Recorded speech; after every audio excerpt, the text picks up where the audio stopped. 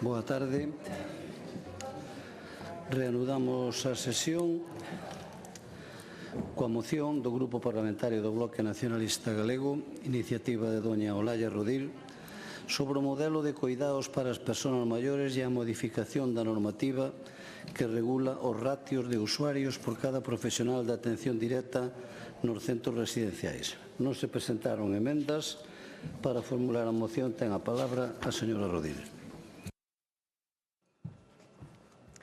Grazas, presidente. Boa tarde a todas e a todos. Lembrarán que dicía a conselleira na interpelación que formulábamos desde o BNG a pasada semana que pedíamos o seu cese por facelo ben. Literalmente dixo: mire, señora Rodil, esta mesma mañá, non me extraña, a min tampouco, o Bloque Nacionalista Galego pediulle ao presidente da Xunta o meu cese por facer o meu traballo, por facelo ben. Curioso concepto de facer ben as cousas e de facer ben o seu traballo ten a conselleira de Política Social. E facelo ben non actuar nunha residencia na que había gravísimas irregularidades até que ordenou a Inspección de Traballo pechar o centro como aconteceu en Amoeiro. É facelo ben que neste país haxa persoas maiores en situación de desnutrición, sen asear, comendo leite e patacas como único menú, como deu testemuño a Garda Civil. É facelo ben que haxa traballadores explotados en situación de irregularidade traballando nun centro de servizos sociais en Galiza sen que a Xunta faga nada. Non sabía a Inspección de Política Social, cando entrou nesa residencia de Amoeiro o 8 de setembro, que ali estaba acontecendo. É un absoluto escándalo, un despropósito, pero sobre todo é algo inadmisible que nunha democracia avanzada, que nun país como o noso en pleno século XXI poida acontecer algo semellante ao que se descubriu en Amoeiro. E non é a primeira vez que pasa. Non é a primeira vez que pasa. Trouxémolo desde o Bloque Nacionalista Galego noutras ocasións. A de Xinzo de Limia, que se pechou apenas unha semana máis tarde, e antes Pazos de Borbén, con 5 persoas pechadas nun alpentre para que Inspección de Traballo non vise que tiñan máis residentes nesa residencia de Pazos de Borbén que prazas autorizadas, unha residencia de maiores concertada con 22 prazas pola Xunta de Galiza. Cando a empresa privada copa un servizo público, como acontece no sector das residencias, onde máis do 80% das prazas ou son privadas ou están privatizadas, pasan estas cousas, que as empresas queren maximizar os beneficios a costa do que sexa, especialmente a conta dos dereitos das traballadoras e do benestar das persoas usuarias. Que pasen estas cousas, como en Amoeiro, como en Xinzo de Limia, como en Pazos de Borbén, como en todas as residencias de Domus Vi, como puidemos comprobar directamente, con moito esforzo e con moito traballo, deputadas e deputados do Bloque Nacionalista Galego durante a pandemia, que pasen estas cousas non é facelo ben, que pasen estas cousas e non facer nada. Por iso, desde o Bloque Nacionalista Galego pedimos a semana pasada o cese da señora García á fronte da Consellería de Política Social e hoxe pedimos que se remitan as actas e os informes dos servizos de inspección en Amoeiro e en Xinzo. Se non hai ningún problema, se todo está ben, se fixo todo estupendísimamente, non haberá ningún problema para que este Parlamento coñeza eses informes e actas de inspección nos casos de Amoeiro e Xinzo de Limia, pero tamén para que o conxunto da poboación deste país saiba que é o que fixo a Xunta de Galiza nestes casos en concreto e tamén naqueles outros que temos solicitado ao longo desta legislatura acceso ás actas, aos informes e aos expedientes sancionadores se for o caso. Eu quero lembrar que a Xunta de Galiza ten por lei a obriga de velar polos dereitos das persoas usuarias nas residencias e en calquera outro servizo de carácter social independentemente do modelo de titularidade ou de xestión destes centros, sexan residencias públicas, privadas ou medio pensionistas. Porque, señoría, resulta cando menos difícil de entender que o 8 de setembro haxa unha inspección de política social en Amoeiro, que non pase absolutamente nada e que un mes despois, o 2 de outubro, se decrete o peche dese centro por orden da Inspección de Traballo que é outra administración, non é a Xunta de Galiza e da Garda Civil. Entreguen as actas e os informes de inspección dos últimos 5 anos a esta Cámara, os de Amoeiro, os de Xinzo e os de todas as solicitudes de documentación que temos formulado desde o Bloque Nacionalista Galego. Eu pregúntome por que non o fan. Eu levo con un artigo 9 rexistrado solicitando acceso a actas, informes de inspección e expedientes sancionadores se for o caso desde que iniciou esta legislatura, que é o que oculta o Goberno do Partido Popular, que é o que intentan tapar, señorías, o ben que o están facendo. Porque se todo está ben, que é o que non se pode saber? A estupendísima xestión do Goberno do Partido Popular na Xunta de Galiza. Pedimos hoxe con esta moción desde o BNG transparencia, dereito de acceso á información pública, información extremadamente valiosa, porque falamos de centros de servizos sociais donde residen persoas maiores, persoas extremadamente vulnerables en moitos casos porque son grandes dependentes ou mesmo nalgúnas ocasións están privados da capacidade para obrar e decidir por si mesmas. Dereito á información, transparencia e máis persoal nos servizos de inspección da Consellería de Política Social. Concretamente pedimos duplicar o número de inspectores da Consellería. Acaban de entrar os orzamentos para 2026 e de novo vemos como o corpo do Servizo de Inspección da Consellería de Política Social ten 26 persoas inspectoras para atender máis de 6.000 centros dependentes da Consellería de Política Social, non só para atender as residencias de maiores ou os centros de día ou as casas do maior, para atender todos os servizos vinculados á protección de menores, servizos de atención á infancia,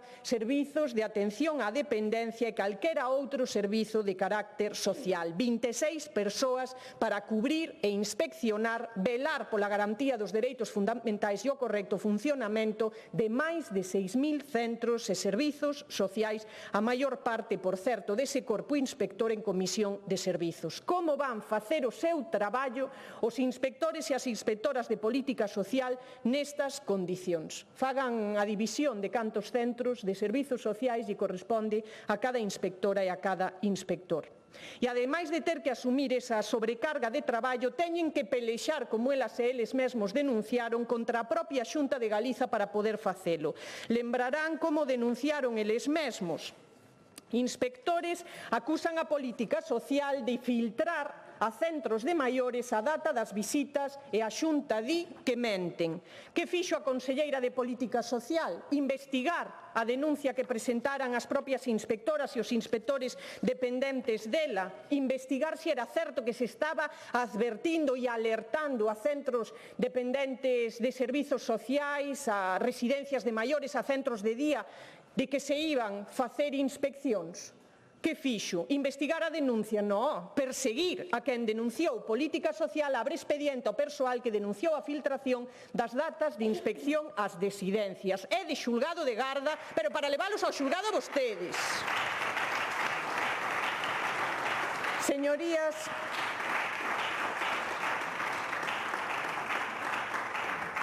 sacan tanto peito e teñen tantas veces ao persoal público na boca para intentar tapar con iso a súa incompetencia e a súa neglixente xestión, pero despois vemos, cando rascamos un pouco fora da propaganda, en que condicións ten que traballar ese persoal público para poder desenvolver o seu traballo e cumprir coas súas obrigas laborais. Galiza precisa máis e mellores servizos de atención ás persoas maiores e iso pasa tamén, que é a segunda parte da moción que hoxe presentamos desde o BNG, por garantir boas condicións de traballo do persoal inspector e, sobre todo, das persoas que sosteñen co seu lombo os coidados e a atención das persoas dependentes nas residencias, por coidar a quen coida.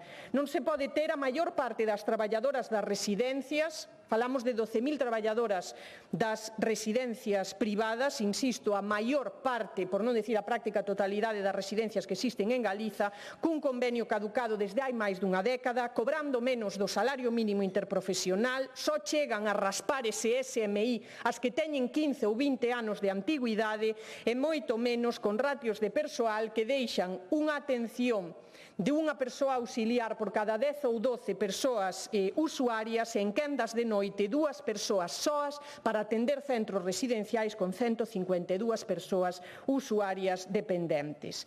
Todo isto regado con máis de 100 millóns de euros públicos ao ano que fan directamente responsable a Consellería de Política Social, o Goberno do Partido Popular na Xunta de Galiza, das condicións e da situación na que están traballando estas mulleres. E todo iso cunha Xunta, cun Goberno do Partido Popular mirando para outro lado e cunha conselleira que é incapaz nin sequera de recibir a esas traballadoras que o único que intentan é poder facer o seu traballo en condicións dignas e non de precariedade. Unha batería de propostas, con isto remato, para dignificar os cuidados, a atención residencial que reciben moitísimas persoas no noso país e, sobre todo, para garantir o dereito a coñecer, o dereito a saber que é o que está acontecendo neste país e dar resposta cumprida e necesaria resposta á pregunta que formulábamos hai unha semana: cantos amoeiros máis haberá neste país? Máis nada.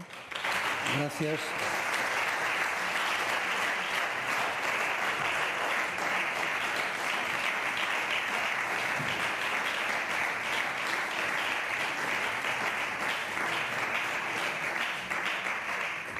Grupo Parlamentario Mixto, señor Ojea.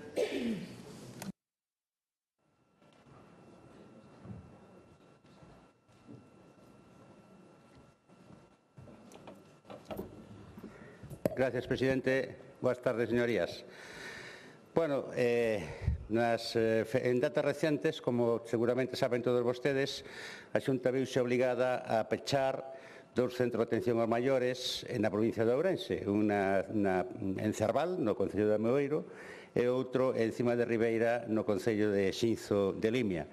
Detectáronse graves deficiencias na atención aos maiores que ali estaban residindo e, desde logo, pois, de ser certas as afirmacións que se fixeron en prensa, facéndose eco das denuncias e da inspección, lóxicamente é algo inadmisible. Queremos pensar que esa non é unha forma máis de discriminación da provincia de Ourense. Non queremos pensar que eso sexa que esas deficiencias de control, esas deficiencias de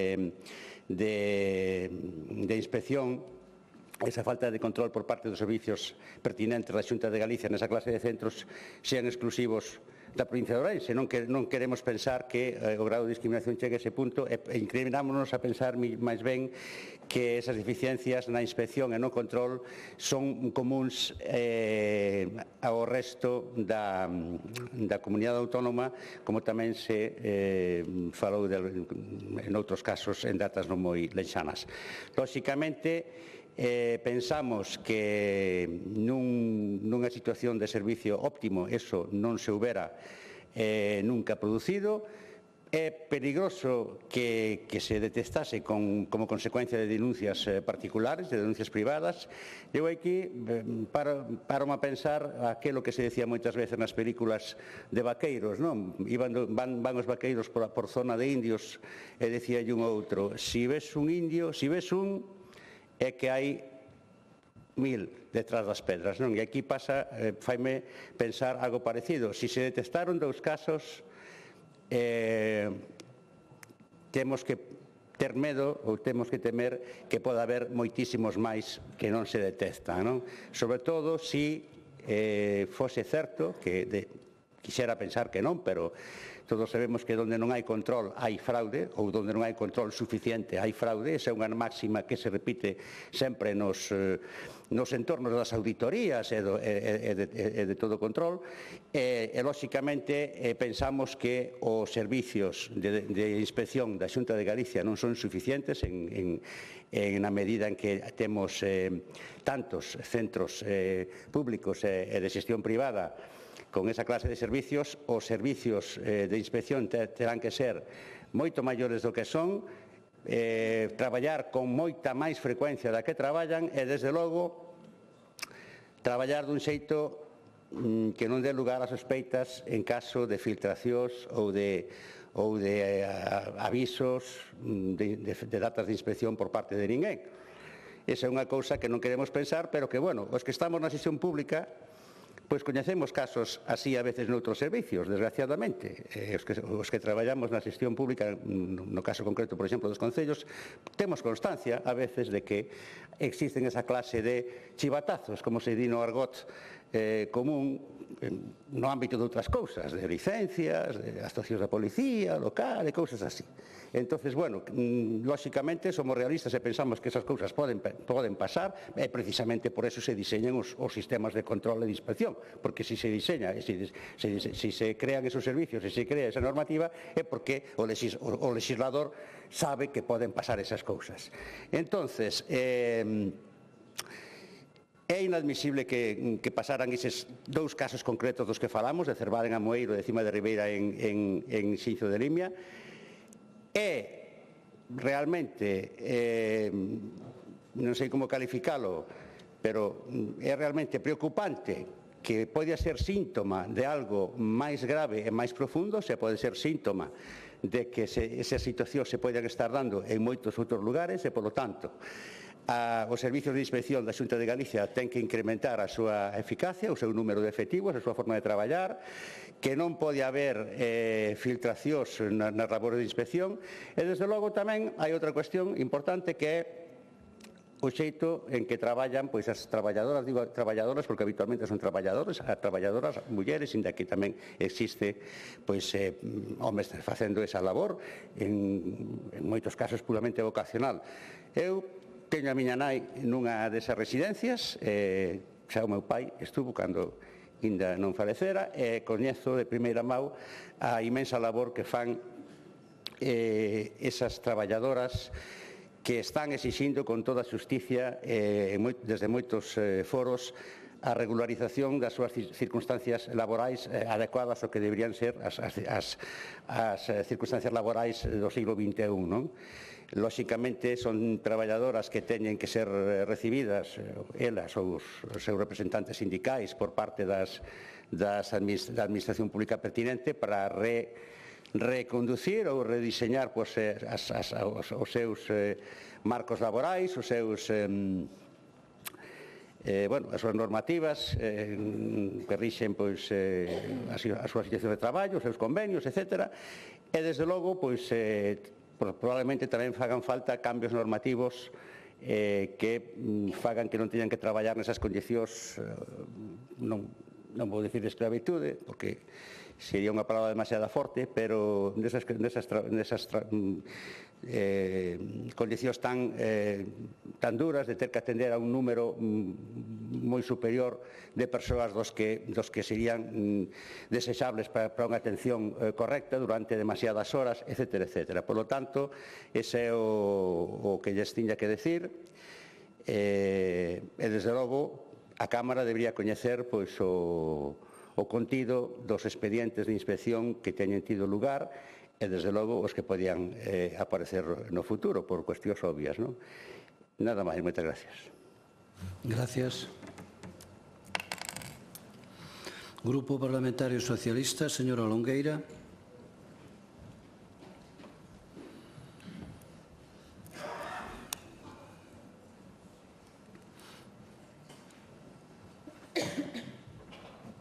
Gracias, presidente. Boa tarde. Bueno, eu creo que non é nada descabellado, señor Ojea, decir que isto é unha esclavitude. Non se preocupe polo término porque non está fora da realidade, mas desgraciadamente máis ben está dentro da realidade. E basicamente porque o que hoxe vimos a votar aquí, ou vimos a falar aquí con esta moción, sobre todo o reflexo dunha involución dos servicios sociais. O dixemos en algún pleno anterior ou comisión, isto está periclitado, como dicía un compañeiro meu, no sentido de que estoupou o SAF e moitos outros dos servicios da lei de dependencia, e iso está producindo que haxa unha involución, algo que non vimos ata o de agora ou que eso se sospeitaba e que de alguna maneira hoxe salta á vista. Eu sei que non o van a recoñecer, que van a falar de outro tipo de cuestións, pero, basicamente, isto é unha involución en toda regla. E vou a comenzar con un exemplo, afortunadamente, máis suave do que se falou hoxe aquí, do que se falou agora aquí, pero despois pasaremos ao caso de Amoeiro e de Xinzo. Costa da Morte, unha veciña da Costa da Morte, solicitou a dependencia para a súa nai fai algo máis de 2 anos. Fai uns meses veulle concedida. Na propia carta desa comunicación dicíanlle que tiña dereito a 7.000 euros aproximadamente, que a partir de agora tiña o famoso bono para cuidados na casa. Claro, esos 7.000 euros non os vai a cobrar nunca, porque ninguén lle dixo que durante todo ese tempo de espera tiña que ter contratado unha empresa regularizada co servicio, ou co Concello en concreto, ou co Servicio de Axuda no Fogar, unha empresa que estuvera, por así decirlo, dentro das empresas que traballan en Axuda no Fogar e, polo tanto, tiña que ter unha factura. Eso, para empezar, é dicir, o que están é dicindo non pleiten vostedes, que vostede ten recoñecido este dereito, pero non o vai a poder cobrar porque ninguén lle dixo que tiña que ter antes unha factura para poder cobralo. Se a partir de agora tome os máis de 400 euros e fago o que queira co que pode. E iso é unha das realidades que está a acontecer. E iso é desinformación, basicamente porque xa o dixemos aquí, Galicia é unha das comunidades que menos informa aqueles que son posibles dependentes dos seus dereitos. Evidentemente non teñen vostedes ningunha vontade de aumentar esa información porque terían máis demanda, como é evidente, pero é o que está a acontecer. E logo temos este terrible caso, tanto das vivendas de Jardín de Amoeiro como da residencia San Gabriel de Xinzo de Limia. Fainos pensar que estamos nunha situación decimonónica, algo que non víramos máis alá das novelas de Charles Dickens, pouco máis ou menos, pero que nos sitúa ante unha irresponsabilidade manifesta. Unha irresponsabilidade manifesta por parte da Xunta de Galicia. E hai unha maldade en todo isto, e é unha maldade que ademais tamén se está poñendo de manifesto a través de como estamos pensando os cuidados dos maiores. Estamos pensando, e ninguén nos quere sacar dese error, en almacenalos en grandes residencias, en non lugares alonxados de todo o mundo, alonxados dos seus centros de referencia e o menos visible posible. E iso é a práctica que nos está levando hoxe en día a través da Consellería de Servicios Sociais. Sobre todo porque estas persoas xa non teñen utilidade marxinal, son un gasto. E como non somos capaces de quitarle a utilidade marxinal, pois entonces mellor que non aparezcan dentro do sistema productivo, que estén o máis afastadas posibles. Pero claro, despois están dentro dese conglomerado, que non son as grandes, que son as privadas, ese conglomerado que depende das inspeccións da Xunta de Galicia. Inspeccións Vox Populi, que sabemos que se lles avisa con anticipación cando van a ir os inspectores ás privadas. Os directores adoitan ter unha chamada dicindo que tal día, tal hora vai a inspección. Amigo, pero neste caso saltaron outras alarmas e non foi a inspección a que foi a avisar, senón que foi unha denuncia que fai que os pille por sorpresa e desgraciadamente nos encontremos con ese escenario cruel, por non darlle outro calificativo. E máis, inspectores que no seu día, como xa se dixo, se atreveron a denunciar esta praxis, foron apartados, foron expedientados pola propia Xunta de Galicia. Entón, pois, claro, se isto non é unha involución, se isto non é unha explosión en toda a regla do sistema, eu non sei o que podemos pensar de todo isto. Ademais, hai outra terceira pata, que é o persoal, pero non só o persoal que está en dependencia, os que están en menores, os que están en discapacidade, todo ese persoal que está, me van a permitir a expresión, polo caldo en moitas ocasións, moitos deles vocacionais, outros evidentemente traballos feminizados que non son capaces ni siquiera de levar unha vida, digamos, reglada, no sentido de que os horarios non as maten vivas e que os salarios lles compensen mínimamente o que están a facer. Entonces, eso trátase de unha escravitude, como non se atrevía a decir o señor Ojea, pero é unha escravitude en toda a regla, non fai falta que nos den latigazos. Os latigazos xa os reciben de outra parte. O que reciben é unha vida descompensada e unhos salarios indignos. E teñen vostedes a todo este persoal tanto os de dependencia como os de centros de menores, como os de que traballan en centros de discapacidade, por baixo do convenio. E teñen ustedes aquelas ONGs que traballan no eido da discapacidade en menores, pois facendo de financiadores do sistema como doitan a facer os concellos porque non teñen os recursos. É dicir, se isto non é unha involución do sistema, se isto non é o peor momento que ten vivido a dependencia en Galicia, eu non sei que máis podemos esperar. Porque todo isto que ven acontecendo a contagotas, hoxe témolo en riba da mesa, por non decir que planificación temos para unha das zonas de Europa que máis poboación envellecida terá dentro de 20 anos. Entonces, eu non sei se aquí está a dimisión, tampouco sei, evidentemente, se estas cousas teñen o efecto oportuno de pedir dimisións. O único que se nos pasa pola cabeza é que teñan vostedes unha achega de responsabilidade sobre o que está a acontecer, porque isto hai que resolvelo. Isto hai que resolvelo, non podemos soportar, a poboación non pode soportar que aquelas persoas maiores, vulnerables, posiblemente con poucos recursos, moitas delas, estén a padecer todo o que estamos vendo desde fai un mes caraca. Entonces, bueno, vostedes verán como tratan de arranxar este tipo de problemas, que xa digo, non é a primeira vez que salta. Vostedes foron coñecedores e a propia Xunta expedientou a aqueles inspectores que se atreveron a decir que algo non estaba ben no seu traballo. Así que nas súas mans está rectificar. Desde logo non vai a ser porque non o teñamos dito aquí. Moitas gracias. Gracias.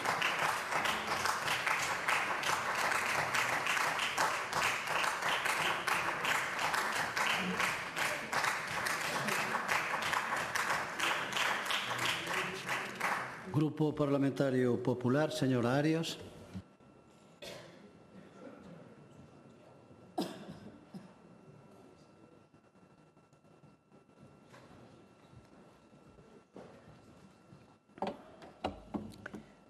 Grazas, presidente. Señorías, boa tarde. Un saúdo a todos os que hoxe nos acompañan.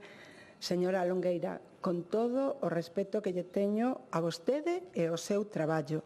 De verdad, creo que hoxe non tuvo o seu mellor día e parte da súa intervención mesmo roza o esperpento. Señora Rodil, pídolle que respete a todas as persoas que traballan nos servizos sociais en Galicia e que fan un espléndido traballo, incluído os inspectores de política social. Pídolle que deixen de alarmar os usuarios e as súas familias lanzando falsas acusacións todos os días con calquer tema. Díganlle a eses usuarios, a esas familias a verdade. Díganlle que o BNG non está neste Parlamento, nen fora tampouco para traballar a prol dos galegos e as súas necesidades, nen sequera para facer a lícita labor de control ao goberno que lle corresponde como oposición. A razón de ser do BNG dende hai tempo, especialmente agora mesmo, é o conflito, o alboroto e a crispación, seguindo ao pé da letra as directrices da UPG, porque, como dice un informe, o informe do último Comité Central, nos conflitos créase conciencia, actívase o compromiso e fórxase militancia e organización. O BNG máis antisocial e machista da historia, convertido en mero palmero da figa. Un BNG incapaz hai meses de reprobar esta viñeta machista da figa contra a conselleira de Política Social polo mero feito de ser muller. Un BNG incapaz de condenar os ataques a que continuamente, dende este momento, está sometida a conselleira de Política Social por ser muller. unha conselleira que sufriu escraches hai uns días nos premios Emilia Pardo Bazán, un premio adicado ás mulleres e que volveu a sufrilos esta mesma mañá nunha xuntanza coas empresarias galegas, sempre con mulleres, sempre a FIGA atacando a mulleres en actos de mulleres e o BNG aplaudindo, o BNG cada vez máis machista, cada vez máis antisocial. Señora Pontón, señora Rodil, señoras do BNG, ata onde vai chegar a súa sumisión? Ata onde? Sumisión absoluta a FIGA e a UPG. E a política social non lles interesa, porque se lles interesara de verdade, o que estarían facendo vostedes é estar en Madrid reclamando que nos debe o goberno 2.500 millóns de euros para a dependencia, o 50% do que marca a lei. Pero lexos deso, non, lexos deso, o que fai o BNG é protestar porque cos datos do Ministerio na man, Galicia lidera tanto en ratios de atención a persoas dependentes que xa teñen esa valoración, que atende o 98%, os que maior número atendemos xunto con Navarra. Galicia lidera tamén a reducción das listas da garda no que vai de ano en 37 días de descenso, mentras no conxunto de España aumenta en 14 días. E co máximo histórico de dependentes atendidos, 88.000. Unhos datos que se conseguiron en boa medida gracias ao plan de choque que o Goberno do Estado acaba de recurrir. E o BNG aplaude que se recurra. Tan fieros sempre aquí e tan mansiños sempre jamás en Madrid. Pero mire, nós estamos na realidade galega, nós estamos no día a día das galegas e os galegos. E somos conscientes de que é necesario seguir mellorando e queremos facelo, pero para eso é preciso que o Goberno do Estado cumpla o que marca a lei, tan solo eso. E claro, non me extraña, señora Longueira, que diga que estamos involucionando, e que o Goberno do Estado non é que cumpla a lei, é que dende o ano 24 diminuiu 1,5 as aportacións á lei de dependencia no conxunto do Estado, pero claro, a Galicia sempre tan ben tratada por Sánchez, disminuínos 5 puntos. Disminuíu en toda España 1,5, 5 puntos en Galicia. E vostede dice que evolucionamos. Si fora por Sánchez, sí. Gracias ás políticas do goberno da Xunta de Alfonso Rueda, non. Un goberno que non só aproba orzamentos, sino que dedica 3 de cada 4 euros a políticas sociais e que incrementou neste ano 100 millóns de euros para a dependencia. Pero o BNG, todo isto non lle importa. O BNG está no catastrofismo absoluto. En eso, en irse a reunir cos seus colegas esetarras para falar de que? De dependencia. No. Foron a recibir consignas de como organizar con eficacia as manifestacións, algaradas e a crispación apoiándose na FIGA. A eso foron, porque no fondo o BNG non lle interesa a situación que están a vivir as traballadoras das residencias e do SAF. As súas convocatorias da folga, as da CIGA, teñen moito máis de estratégicas que de reivindicativas, coa mera esperanza de a ver si pescamos algo en Río Revolto. Porque, mire, respecto ao convenio colectivo, vostedes saben moi ben que a Xunta non ten capacidade para intervir. Sí, para mediar, está o facendo. A CIGA está facendo todo o que pode para que ese convenio sale adiante, ou a CIGA interésalle que eso este aí paralizado e mentras vaise creando un caldo de cultivo e vamos creando un malestar. Igual terían que responder que está facendo a CIGA, señora Rodil, eu non o sei, dígamo vostede. Dígame tamén, porque despois de pedir insistentemente un protocolo para a seguridade destas traballadoras, cando a Xunta o fai, a petición da FEGAN, desa mesa que hai na que están todos na FEGAN e que lle pide por unanimidade, vostedes critícanno sin siquiera velo. E respecto ás inspeccións, señora Rodil, eu teño unha dúda. Vostedes queren que se fagan inspeccións ou non? Porque cando non se fan, queixanse. Cando se fan, tamén. Mire, dende a Xunta témolo moi claro. Queremos que os nosos maiores teñan os mellores cuidados, cos mellores medios e atendidos polos mellores profesionais. Por iso, cada ano, aumentamos os orzamentos e por iso facemos periódicamente as inspeccións. As residencias que se pecharon, e digo yo tamén ao señor Ojea, pecháronse porque a Xunta fixo as inspeccións, non porque fora a Inspección de Traballo, a Inspección de Política Social, e moito menos porque fora a Guardia Civil. E se temos que falar de privatización, miren, aquí é para nota. Os grandes privatizadores non lle son a Xunta de Galicia, é a Diputación de Lugo que ten absolutamente todas privatizadas. Tamén a da Coruña, e xa agora yo dixo a Asociación Galega na Defensa do Sistema Público de Dependencia de Discapacidade que lle pide que deixen de estar privatizadas estas residencias. Unhas residencias que, por certo, están tan privatizadas que nalgúnha ocasión se dedicou a lavarlle a equipación o equipo de fútbol da localidade tamén. Miren se están privatizadas tamén a isto. É tan social, que o BNG tan social, e resulta que o seu concello máis emblemático, o de Pontevedra, é o que menos adica de todo Galicia a políticas sociais.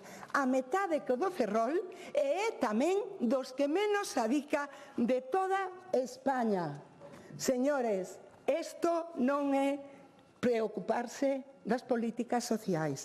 Isto do que se trata é de intentar buscar conflito, alboroto e crispación donde non o hai. Mellor diría se traballaran por Galicia e polos galegos e se preocuparan menos de seguirlle a pezuncillas a CIGA e a UPG. Gracias.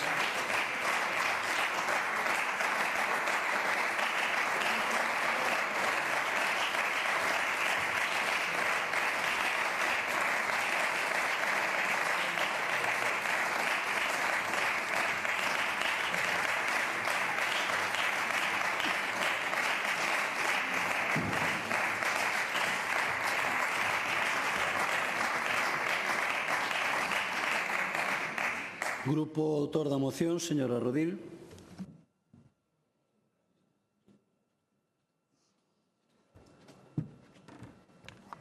Grazas, presidente. Eu saúdo tamén as persoas que están na tribuna de convidadas e agradecer antes de máis o apoio á democracia ourensana e ao Partido Socialista para non esquecer. Meu, señora Arias, que veña a falar vostede de recibir consignas de quen o único que fixo durante os 8 minutos de intervención foi dedicarse a ler o argumentario do Partido Popular, francamente, fala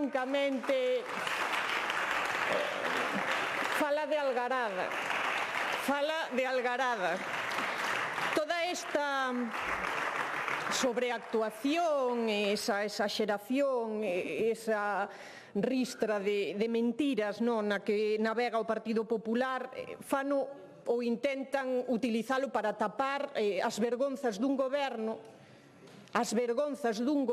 que permite que haxa persoas maiores nunha residencia desnutridas, co único menú de patacas e leite, sin asear, señora Arias. E venme aquí con todo ese argumentario do Partido Popular para intentar desviar a atención e que non falames do que trae aquí o Bloque Nacionalista Galego hoxe, que é en que situación se atopan as persoas maiores no noso país, que é o que está pasando nas residencias de maiores para que o 8 de setembro entre a Inspección de Política Social e non pase nada, e un mes despois, o día 2 de outubro, se decrete o peche de 2 12 persoas que están nunha residencia que ten a responsabilidade o Goberno do Partido Popular de garantir que están as súas condicións e os seus dereitos fundamentais garantidos. Cal é o problema? Porque toda esta sobreactuación e esta algarada do Partido Popular é para non dicir que van votar en contra de que teñamos os informes e as actas dos servizos de inspección.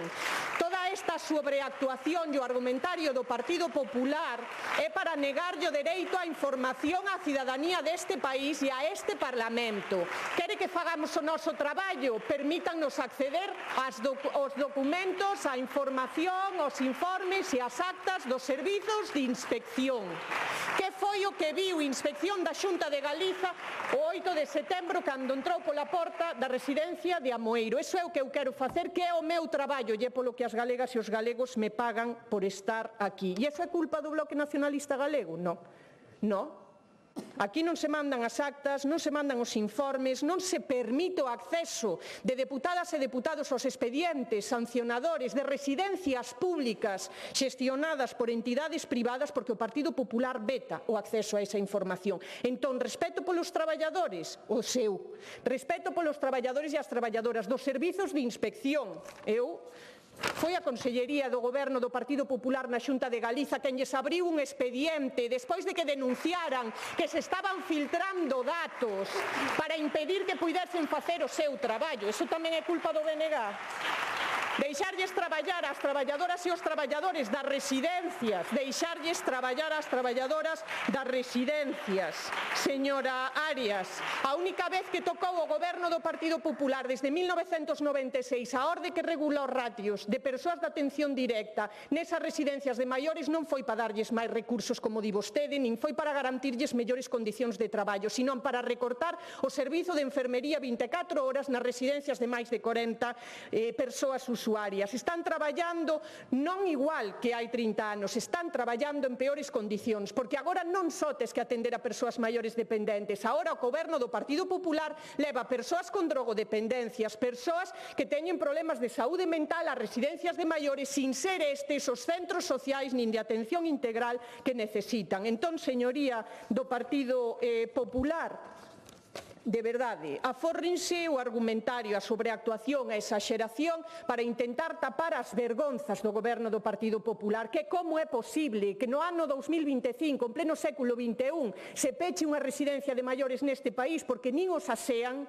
nin lles dan de comer, nin os teñen ben atendidos. Hombre, señora Arias, de verdade, vostede quéreme decir a min que entra o día 8 de setembro o Servizo de Inspección da Consellería de Política Social, aquello era un vergel e, curiosamente, 23 días despois, aquelo era unha hecatombe. Alguén non estaba facendo o seu traballo. Por iso que queremos ver son esas actas dos servicios de inspección dos últimos 5 anos, porque houve máis inspeccións e máis expedientes abertos que vostedes non deixan ver e que intentan ocultar. Gracias.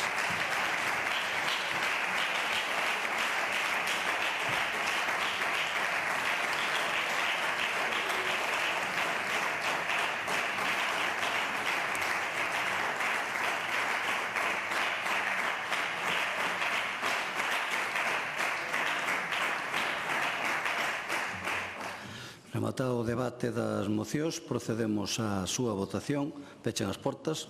Por favor, votamos en primeiro lugar a do Grupo Parlamentario Mixto, iniciativa de don Armando Gea, sobre a política que está a desenvolver a Xunta de Galicia en materia de atención sanitaria ás persoas maiores, singularmente nas provincias máis envellecidas. Non se aceptan as emendas do Grupo Popular, Socialista e do Bloque Nacionalista Galego. Votamos.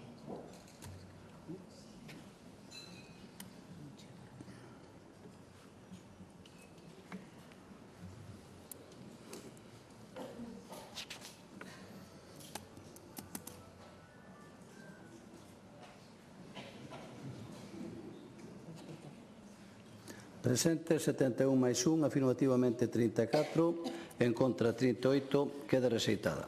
Votamos a do Grupo Parlamentario do Bloque Nacionalista Galego, iniciativa de doña Noa Presas, sobre a orientación e a xestión das políticas do Goberno galego en materia de atención ás persoas vítimas de violencia sexual.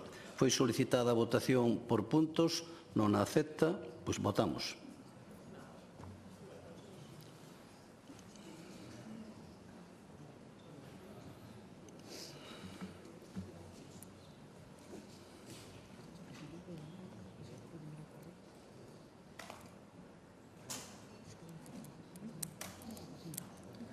Presente 72 máis 1, afirmativamente 35. Que foi? No. 72 máis 1, afirmativamente 35, en contra 38, quedan rexeitadas. Votamos a do Grupo Parlamentario do Bloque Nacionalista Galego, iniciativa de doña Olalla Rodil, sobre o modelo de cuidados para as persoas maiores e a modificación da normativa que regula os ratios de usuarios por cada profesional de atención directa nos centros residenciais. Non se presentaron emendas, votamos.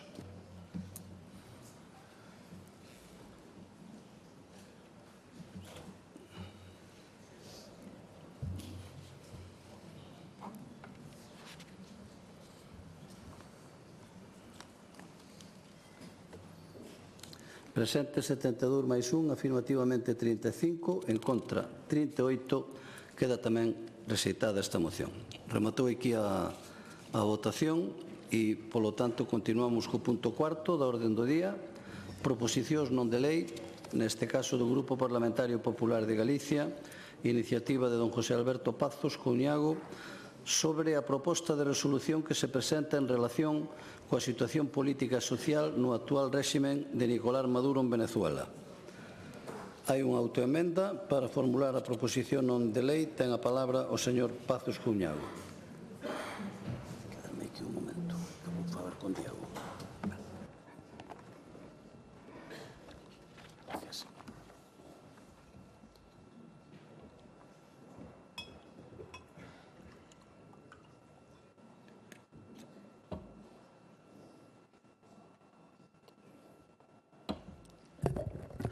Moitas gracias, presidente. Permitan que comence saudando e dando a benvida a este Parlamento que é o seu aos representantes da comunidade venezolana aquí en Galicia. Decía Camí que a tiranía totalitaria non se edifica sobre as virtudes dos totalitarios, sino sobre as faltas dos demócratas. E hoxe temos oportunidade de saber en que lado da fronteira totalitaria nos situamos cada un. Se militamos nas filas dos imperfectos demócratas ou se estamos a carón dos infalibles dictadores, porque máis aló de ideoloxías coincidiremos en que a diferencia entre uns e outros radica na capacidade de asumir naturalmente a discrepancia. Nin existe dictador disposto a asumir a opinión do discrepante, nin existe demócrata digno de tal nome que se crea en posesión da verdade absoluta. Na pasada semana tiveron lugar algúns feitos que, ao entender deste grupo parlamentario, están moi alonxados do sentir democrático, pacifista e solidario que comparte a inmensa maioría do pobo galego e que sitúan, ao noso entender, aos seus autores nas filas do totalitarismo e do fanatismo. Asistimos á reunión do BNG cos herdeiros ideolóxicos do terrorismo etarra. Asistimos ao negacionismo do Bloque Nacionalista Galego sobre os atentados do 7 de outubro de Hamás. E asistimos á intolerable descalificación da gañadora do Premio Nobel da Paz deste ano, María Corina Machado, gravemente insultada neste hemiciclo. E son tres feitos que creo presentan un dobre obxectivo común: a manipulación da realidade política e a banalización do uso da violencia política por parte da esquerda, que parece disposta a xustificala cando a practican os seus aliados ou cando se practica contra os seus inimigos. Esta iniciativa busca reafirmar o compromiso desta Cámara cos principios democráticos e coa solidaridade do pobo galego co pobo irmán de Venezuela, que continúa a padecer o terror e a opresión baixo o brutal réxime dictatorial presidido por Nicolás Maduro. Un réximen corrupto e torturador, responsable do asesinato de opositores, responsable da detención en condicións inhumanas de centenares de presos políticos, responsable do maior éxodo da historia da humanidade e responsable de sumir a inmensa maioría do seu país nun inferno de fame, miseria e penuria sin precedentes. Esa é a realidade da Venezuela bolivariana. Non estou a facer valoracións subxectivas, senón a describir unha realidade obxectiva recoñecida e denunciada pola comunidade internacional. O informe da ACNUR sobre a situación humanitaria no país describe unha realidade migratoria dramática. 7,9 millóns de persoas saíron de Venezuela buscando protección e unha vida mellor. 7, millóns nun país de 28 millóns de habitantes. Máis de 1,3 millóns de solicitantes venezolanos de asilo no mundo. E incluso a comunidade galega no país reduciuse de 46.000 a 30.000 galegos en apenas 5 anos. E unha simple lectura do informe de Human Rights Watch sobre a situación do país nos sitúa ante unha realidade humanitaria política dificilmente asumible para calquera persoa que teña unha mínima sensibilidade social ou que aspire simplemente a chamarse demócrata. Leo. Máis de 20 millóns de venezolanos viven en pobreza, 14,2 millóns enfrontan necesidades críticas. O 65% da poboación perdeu ou esgotou os seus medios de vida de xeito irreversible. O 72% non poden acceder a servicios sanitarios públicos. 98,4% dos dispensarios do país non dispoñen de medicamentos esenciais e os que hai son inaccesibles para a maioría dos venezolanos. Máis do 26% dos nenos entre 0 e 17 anos non acuden á escola debido a enfermidades e a falta de servicios básicos, alimentos e material escolar. A fame afecta a 5,1 millóns de persoas, obrigando as familias máis desfavorecidas a estrategias de supervivencia extremas como, entre outras, saltarse comidas ou intercambiar sexo por alimentos. Sexo por comida nunha Venezuela bolivariana na que o aborto está penalizado para as mulleres que afrontan peas de cadea de entre 6 meses e 2 anos, en a que máis do 90% da poboación non pode acceder a métodos anticonceptivos. Sinala o mesmo informe que tampouco están protegidos os dereitos de lesbianas, gays, bisexuais e transexuais, e advirte un grave problema de protección das comunidades indígenas intoxicadas pola minería ilegal consentida cando non propiciada polo goberno, e incluso comunidades indígenas desprazadas obligatoriamente. Pero se falamos de dereito político, a cousa non mellora. Un mes antes das eleccións do 28 de xullo do 24, a Corte Internacional Penal autorizaba retomar a investigación sobre a comisión de crimes de lesa humanidade en Venezuela. Un mes despois desas mesmas eleccións, a misión de determinación de feitos da ONU acreditaba a comisión de graves violacións de dereitos humanos que replicaban patróns de conducta calificados como crímenes de lesa humanidade. Desde 2014, 15.800 persoas foron detidas por motivos políticos. Asasinatos, desaparicións forzadas, detencións arbitrarias, torturas e malos tratos, violencia sexual e de xénero son prácticas habituais contra os opositores ao goberno de Maduro. A suspensión da liberdade de expresión, da liberdade de prensa, da liberdade de asociación e a persecución de sindicalistas, periodistas, adversarios políticos e activistas polos dereitos humanos son constantes. O propio informe sinala que o Poder Xudicial deixou de funcionar como rama independente en 2004. Ese Poder Xudicial, a medida de Maduro, permite que 93 das 101 mortes ocurridas durante as protestas dos anos 14, 17 e 19 continúen sin ser sequera investigadas. Ese Poder Xudicial que impón candidatos e directivas ad hoc a partidos da oposición, a sindicatos, a asociacións, incluso a Cruz Vermella, ese poder que chegou a impoñer unha nova xunta directiva ao Partido Comunista de Venezuela, supoño que por non ser suficientemente comunista, ese capaz de suspender aos efectos das primeiras primarias celebradas no país desde 2012 e de impor unha inhabilitación de 15 anos á candidata que tiña o 90% do apoio nesas primarias, María Corina Machado. Ese, e non outro, é o paraíso bolivariano que conchabea o PSOE de Sánchez, de Zapatero, de Ábalos e de Coldo. Ese PSOE que recibe con alfombra vermella sala VIP a Delcy Rodríguez para descargar maletas de contido descoñecido nunha noite que ese socialista exemplar chamado Coldo non poderá contar xamais na mentras viva.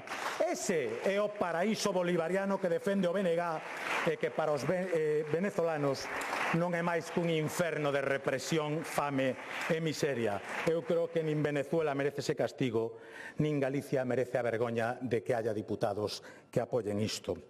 Pois, a pesar desta realidade opresiva e a pesar dos abusos e da brutalidade do réxime e tal a fartura do país que a oposición foi quen de gañar as eleccións e forzar a Maduro a autoproclamarse presidente por decreto ilexítimamente, sen ofrecer resultados desglosados e sen amosar as actas do reconto electoral. Actas que si foron recabadas por un grupo de demócratas valentes que, con risco da súa vida, a recopilaron e fixeron públicas para mostrar que o presidente elexido nas urnas polos venezolanos chámase Edmundo González Urrutia.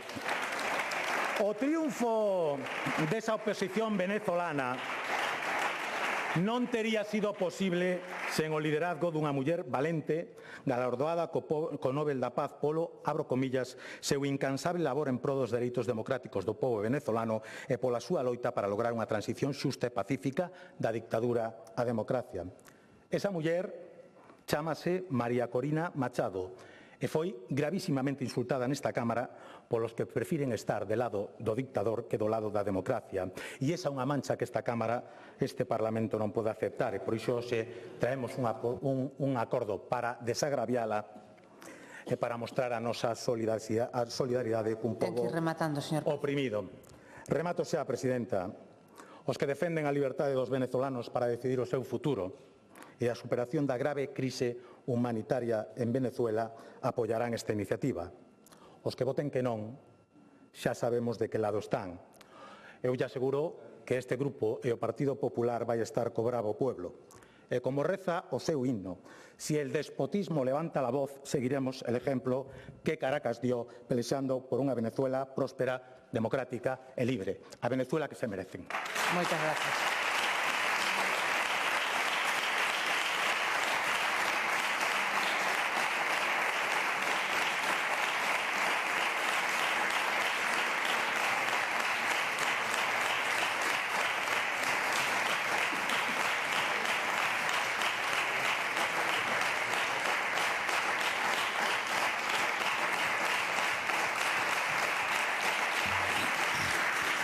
Muchas gracias.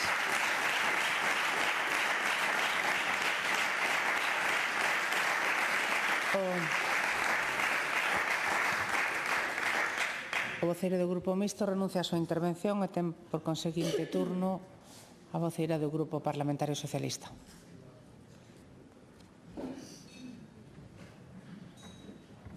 Grazas, presidente. Boa tarde a todas as persoas que nos acompañan hoxe no hemiciclo. Miren, señor Pazos, eu a verdade que ia a felicitalo polo seu verbo e a súa mesura no seu discurso, pero totalmente imposto, non? E así se viu porque non puido aguantar o mesmo nin 7 minutos, non? Xa volveu a sair o Pazos de verdade.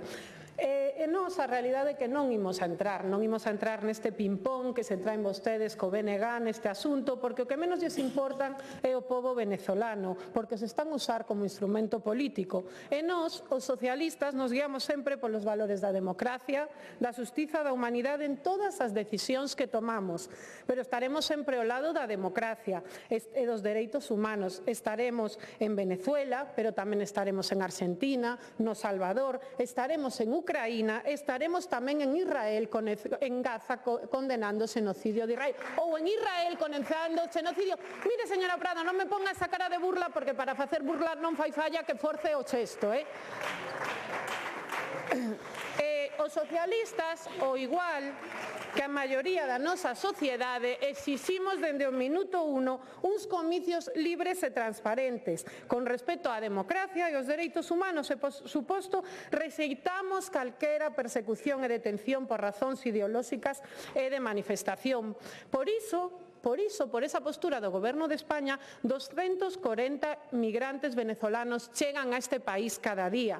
E a situación que vive Venezuela é unha situación moi preocupante, pero non é unha situación do último ano, é unha situación que se mantén dende hai anos. E a pesar disto, seguimos nos aspirar a unha Venezuela de paz, de convivencia con liberdade e democracia. Creemos firmemente nun pobo venezolano con todo o dereito a vivir en liberdade e con todo o dereito a vivir nun sistema democrático. E por iso, socialistas, tanto estos socialistas como os de gobernos anteriores, traballaron con humildade, discreción e convicción na procura desa solución política que permita avanzar cara a esa democracia. E compartimos plenamente a necesidade dunha solución democrática en Venezuela que pase pola apertura dun proceso de transición real, crible e inclusivo. Agora ben, tamén queremos ser moi claros e pedimos ao Partido Popular que deixe de manosear o pobo venezolano, deixe de empregar os presos políticos como ferramenta de confrontación política e, sobre todo, deixe de manipular a posición do Goberno de España. E a realidade, porque a realidade é constatable, a realidade é que o Goberno de España foi o primeiro que reclamou transparencia,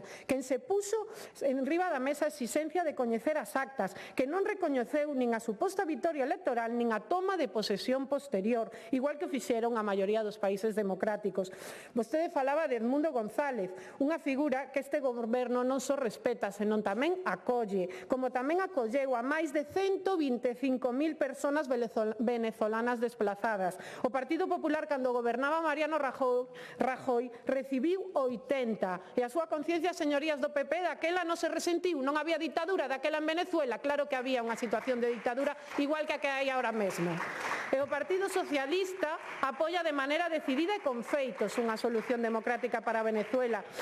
Está a ser un dos países, ademais, máis activos dentro da comunidade internacional da defensa dos dereitos humanos en Venezuela. E leva a cabo todas as xestións posibles para protexer e sacar adiante a esos presos políticos, especialmente os de nacionalidade española. E os datos falan así, porque durante todo o ano pasado e todo o que levamos deste ano, levamos liberados 15 persoas, que para vostedes igual son números, pero esas persoas son de carne e oso, con nomes e apelidos, e sufriron detencións arbitrarias e injustas. E o goberno de Pedro Sánchez actúa pensando en axudar ao pobo venezolano, pero tamén aos españois que viven en Venezuela, as empresas españolas que teñen intereses en Venezuela e os miles de traballadores destas empresas ao que vostedes actúan de forma totalmente irrespetuosa. E tamén apoia mediante a colaboración española cos principais países de acollemento de refugiados e migrantes venezolanos en América Latina pola súa proximidade. E xa que vostedes falaron tanto dos representantes políticos opositores a Maduro, permítame lembrar as palabras de Edmundo González, non as dixo ningún representante socialista, as dixo Edmundo González, e dixo literalmente: reitero o meu agradecemento ao Goberno de España polo seu apoio e compromiso coa protección dos dereitos humanos. Un comunicado que tivo que emitir expresamente para desmentir as mentiras do Partido Popular e a utilización que estaba a facer Feijóo da súa figura. Que vergoña, señorías do Partido Popular. España, ademais, liderou todas as declaracións internacionais de condena á represión, a de Santo Domingo, a Declaración da Unión Europea, as de Nacións Unidas, e está colaborando coa Fiscalía do Tribunal Penal Internacional, e tamén ofreceu protección directa aos líderes de oposición venezolana. Que sería hoxe de Edmundo González se non fora pola embajada española, señorías do Partido Popular? Pois gracias á acción deste goberno pode estar aquí en liberdade. España, ademais, foi o primer país europeo que non recoñeceu os resultados fraudulentos de Venezuela. Son vostedes conscientes de que este goberno non recoñeceu a Nicolás Maduro como presidente lexítimo? Son conscientes de que España acolleu xa a máis de 125.000 persoas venezolanas baixo un estatuto de protección internacional? Comparen coas 26 que acolleu o goberno de Mariano Rajoy, pero non lles dai vergoña esta utilización política. Esa é a diferencia. Esa é a diferencia do compromiso cos dereitos humanos. Mentres nosotros actuamos, vostedes miraban para outro lado cando gobernaba Mariano Rajoy e a situación era prácticamente igual, de dictadura, de represión, porque Pedro Sánchez acolle aos que un día vostedes non acolleron e acolle a todos os migrantes os que vostedes queren mandarlle a armada e queren poñerlle uns exames ou ideas peregrinas que lles impidan buscar un futuro de progreso no noso país, pero non só os venezolanos, senón a todos os cidadáns de América Latina. E un exemplo, outro exemplo é a aplicación da disposición adicional octava da Lei de Memoria Democrática, impulsada por este goberno progresista. Unha lei que vostedes votaron en contra e que abre unha porta de xustiza e reparación para que onde sexe para todos aqueles familiares de aquelas persoas que no seu día tiveron que emigrar desde Argentina a Uruguai, dende Cuba ata Suiza, tamén venezolanos.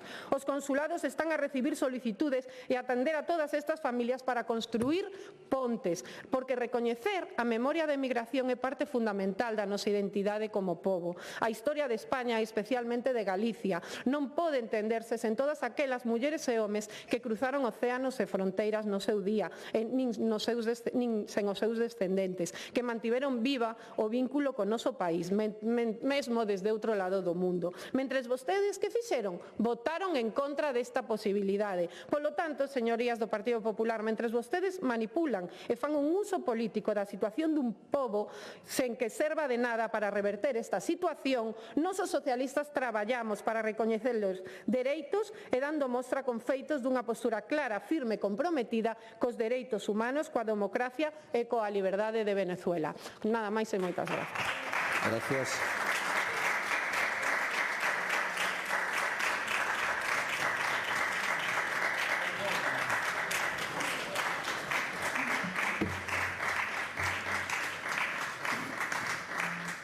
Grupo Parlamentario do Bloque Nacionalista Galego, señora Rodil.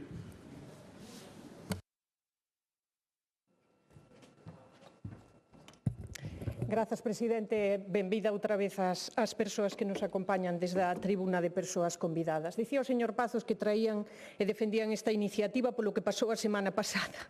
E traen unha iniciativa que registraron en abril de 2024, que non vale nin para enmendar, que é unha iniciativa que é un despropósito de principio a fin. Pero miren, tamén que dá a talla, dá exemplo do oportunismo político que é o único que move o Partido Popular neste asunto. Dixémolo en setembro de 2024, que foi a última vez que debatimos sobre esta cuestión aquí no Parlamento, e repetímolo agora. Vostedes usan a Venezuela e ao pobo venezolano a pracer, e é absolutamente lamentable. Lamentable tamén que os mesmos que hai menos dun mes votaron aquí en contra de condenar o xenocidio do pobo palestino veñan agora intentando que condenemos o goberno de Venezuela. Eu digo con toda a franqueza, hai que ter moi pouca vergonza. Que o mesmo Partido Popular, que apoia un criminal de guerra, un xenocida como Netanyahu, desexándolle sorte na súa política de exterminio como fixo José María Aznar, veña aquí pedir que se condene ao presidente e ao goberno de Venezuela. Hai que ter a cara de formigón armado e hai que ter valor. O que lles importa a vostedes a paz no mundo, o dereito internacional, vímolo nestes últimos 2 anos, señorías. Durante este tempo quedounos clara a súa catadura moral, incapaces de condenar un xenocidio televisado, retransmitido en vivo e en directo, pero iso sí, recibindo cos brazos abertos o goberno xenocida de Israel. Vostedes, señorías do Partido Popular, perderon ao longo deste tempo toda a credibilidade, se tiñan algunha, e agora veñen aquí pedíndonos explicacións aos demais e intentando darnos leccións de que? De nada. A vostedes non lles importa o máis mínimo o pobo de Venezuela e moito menos os galegos que viven en Venezuela, porque se lles importara algo, xa que refixeron a iniciativa, digo eu que terían a ben introducir un puntiño, un epígrafe, polo menos, para condenar as incursións da CIA neste país ordenadas por Donald Trump, a imaxe e semellanza das intervencións feitas pola CIA en tempos pasados e moi escuros, señorías do Partido Popular, que levaron a vida por diante de millóns de persoas. Xa non nos acordamos de Chile, de Argentina ou da invasión dos Estados Unidos en Panamá, ou é que están vostedes de acordo coas intervencións e as operacións despregadas polo Exército dos Estados Unidos e a CIA en Venezuela, cos bombardeos da Armada estadounidense no Caribe. Están de acordo con que se bombardeen barcos por orde dos Estados Unidos violando o dereito do mar. Están de acordo con que se ameace con invasións militares. Que será o seguinte, señorías do Partido Popular, que nos traian dentro duns meses outra iniciativa para usar e manosear o pobo venezolano intentando instigar un golpe de Estado en Venezuela, como fixeron desde o goberno de José María Aznar en 2002? E veñen aquí falar de Estado de Dereito. Cal? O Estado de Dereito que apoia inxerencias externas cando a vostedes non lles gusta o goberno que hai no país. Curiosa forma de asumir a discrepancia política que teñen vostedes, jaleando, aplaudindo, instigando invasións militares, inxerencias de terceiros países, incluso ameazas de invasión militar. Pídennos que aplaudamos agora o Premio Nobel da Paz a María Corina Machado, Un premio que se outorga cada ano desde hai máis dun século a persoas que, abro aspas e cito, literalmente traballaron máis ou mellor a favor da fraternidade entre nacións, a abolición ou a redución dos exércitos alzados e a celebración e promoción de acordos de paz, segundo o testamento do señor Alfred Nobel, que foi quen os prometeu. Que é de fraterno impedir que invadan o teu país por parte dun exército estranxeiro, como acaba de facer nunha entrevista a pasada semana ao fío dese premio Nobel na cadena CNN, que non é nada sospeitosa de ser, non sei, del BNG. Eu, señorías do Partido Popular, creo que sobraba dicilo, pero igual non, porque nos tempos que nos tocou vivir fai falta recalcar certas cousas. Ter o Nobel da Paz non é garantía de nada. Eu teñolle máis ben pouca fe. Desde que o levou Henry Kissinger. Acórdanse, un señor que foi principal instigador da Guerra Sucia, que deixou miles de mortos en Latinoamérica coa Operación Cóndor ou outras partes do mundo cando bombardeou Cambodia. As eleccións e os gobernos, os premios, os premiados son para vostedes válidos, lexítimos e democráticos en función dos intereses que representan e, sobre todo, en función de quen se beneficie dos recursos económicos que teñen os países. Outro galo lle iba a cantar a Venezuela se non tuvera reservas petroleiras como as que ten. Probablemente ninguén miraría para esa esquina do continente. Pero vostedes non veñen aquí nin traer unha iniciativa para falar do goberno venezolano nin do pobo de Venezuela. Vostedes traen isto e deixouno clarísimo o portavoz do Partido Popular, porque pensan, nunha estrategia lexítima que alguén, supoño, superintelixente, maquinou así na súa cabeza, que con isto atacan, dividen ou minguan ao BNG. Non. E insistimos no mesmo de sempre, traian estas iniciativas sempre que queiran. Temos a oportunidade de seguir lembrando, reclamando e subliñando a postura política que defende o Bloque Nacionalista Galego desde a súa fundación. Traian as veces que queiran e sigan, porque o BNG estamos onde estivemos sempre. Eu creo que non hai unha soa persoa na bancada das persoas convidadas que dubide de cal é a postura que mantén o BNG, do lado do pobo e da soberanía nacional de Venezuela e de calquera pobo do mundo. O BNG sempre na defensa, e é importante dicilo, nos tempos que corren, sempre na defensa dunha orde internacional baseada na paz, no diálogo, na cooperación e, sobre todo, asentada no principio fundamental que foi o que inspirou a Carta das Nacións Unidas do dereito dos povos á súa libre determinación, sen inxerencias, tampouco bombardeos da Armada estadounidense, sen inxerencias como as que promoven e defenden vostedes hoxe aquí. Mais nada. Gracias.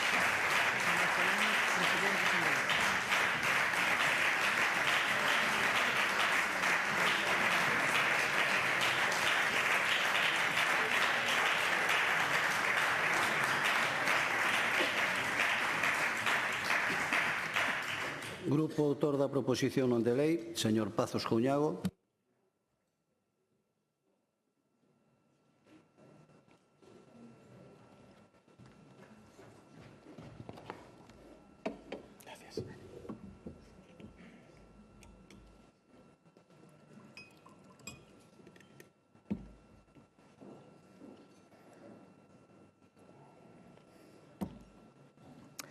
Gracias, presidente. Señora Rodil, está tan orgulloso o BNG que non deixou que defender a iniciativa que insultou a Marina Corina Machado nesta Cámara fai 7 días. Ese orgullo que ten o BNG. Iso sí, voulle recoñecer unha cousa, unha verdade que vostede dixo aquí, que é que o BNG está onde está sempre. É certo. Están vostedes apoiando a Maduro como estuveron apoiando a Cuba dos Castro e como estuveron ao lado de todas e cada unha das dictaduras de esquerda que hubo en Sudamérica e polo mundo, donde estuveron sempre. Sin iso non mente. Señora Castro, quixo vostede alabar, como dixo, o meu verbo é mesura. A verdade que é unha descripción perfecta a actitude do goberno Sánchez co dictador Maduro. Verbo e mesura. Mire, di que está moi comprometida o seu partido coa democracia en Venezuela. O Congreso de España aprobou recoñecer a Edmundo González Urrutia como lexítimo presidente de Venezuela. O seu goberno xa trasladou esta decisión ao goberno venezolano? Ou sigue practicando o verbo e a mesura? Fala vostede do acollemento que lle deu o goberno a Edmundo González. O acollemento que lle deu na embaixada en Caracas recordámolo todos. É algo que todavía nos abochorna a día de hoxe, pero claro, vostede insiste aquí no compromiso de Sánchez coa Venezuela democrática. O compromiso de Sánchez coa Venezuela democrática se resume perfectamente no mensaxe de felicitación polo Premio Nobel a María Corina Machado. Seguimos esperando, señorías, nada de nada. Esa é a realidade. E veo aquí acusarnos de manipular o uso da dor dun pobo. De verdade, vostedes, co que levamos escoitado aquí nos últimos 2 meses. É unha cousa certamente chamativa. Señora Rodil, é que viunos a vostede a botar en cara que non aprobáramos unha condena pola situación en Palestina. Sí, porque non compartimos o termo xenocidio, efectivamente.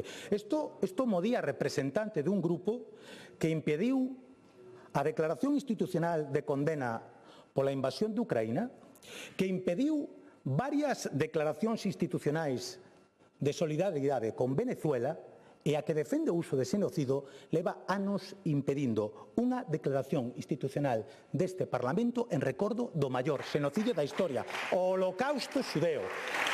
Sí, vostedes non se alporicen. Estou seguro de que este ano repiten. Falar aquí de manosear a dor, un grupo un dos seus representantes tuvo o bo gusto de vir aquí a amosar fotos de cadáveres para botarllas en cara a quen sí condenou as masacres de Palestina, é francamente lamentable. Teño aí un bo número, se quere, de fotografías dos atentados de Hamás que vostedes aínda a día de hoxe negáronse a recoñecer, pero honradamente creo que o bo gusto e o decoro me impiden ensinalas. Como, por certo, estamos esperando que todavía fagan algunha condena dos tiros na nuca que están a plantexar os señores de Hamás. Mire, vostedes din que están do lado da democracia. Vostedes están do lado dun selecto grupo de dirixentes que recoñeceu que se convertiron en valedores do goberno de Maduro. Voulle ler esa selecta lista. O goberno de Nicaragua de don Daniel Ortega. O goberno da Cuba dos Castro e de Díaz Canel. A Guinea de Teodoro Obiang. A Rusia de Vladimir Putin. A China de Xi Jinping. O Irán do líder supremo Jamenei. O goberno de España, por certo, a través da súa vicepresidenta Yolanda Díaz, e, como non, o goberno na sombra do BNG de Ana Pontón. Pero moi na sombra, señorías. Vostedes, leccións de democracia non pode dar ni unha. Porque, efectivamente, están donde sempre estiveron. A realidade, señorías, é que Venezuela é hoxe un Estado fallido, incapaz de atender as necesidades básicas da súa poboación, a pesar dos inxentes recursos naturais e enerxéticos, por certo nacionalizados polo goberno de Maduro. Non hai excusas. É a responsabilidade exclusiva do goberno a situación que actualmente está padecendo o pobo venezolano. E unha vez máis, e xa pandín a conta de cantas vans, o BNG do lado errado da historia. Gracias. Nós estaremos do lado dos demócratas e dun pobo de Venezuela que grita con toda claridade que o que quere é liberdade. Mais nada, señorías.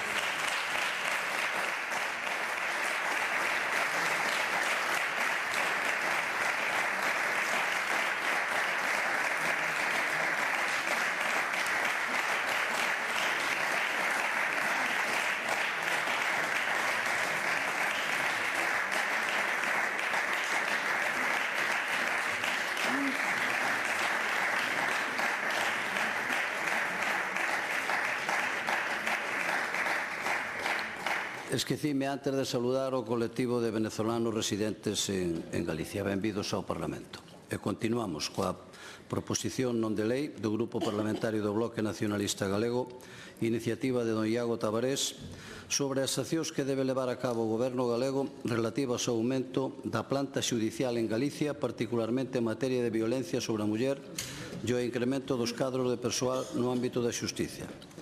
A esta proposición non de lei presentáronse emendas do Grupo Parlamentario Popular e hai unha autoemenda do Grupo Parlamentario do Bloque Nacionalista Galego. Para formular a proposición non de lei, ten a palabra o señor Iago Tavares. Grazas, señor presidente. Señorías, boa tarde.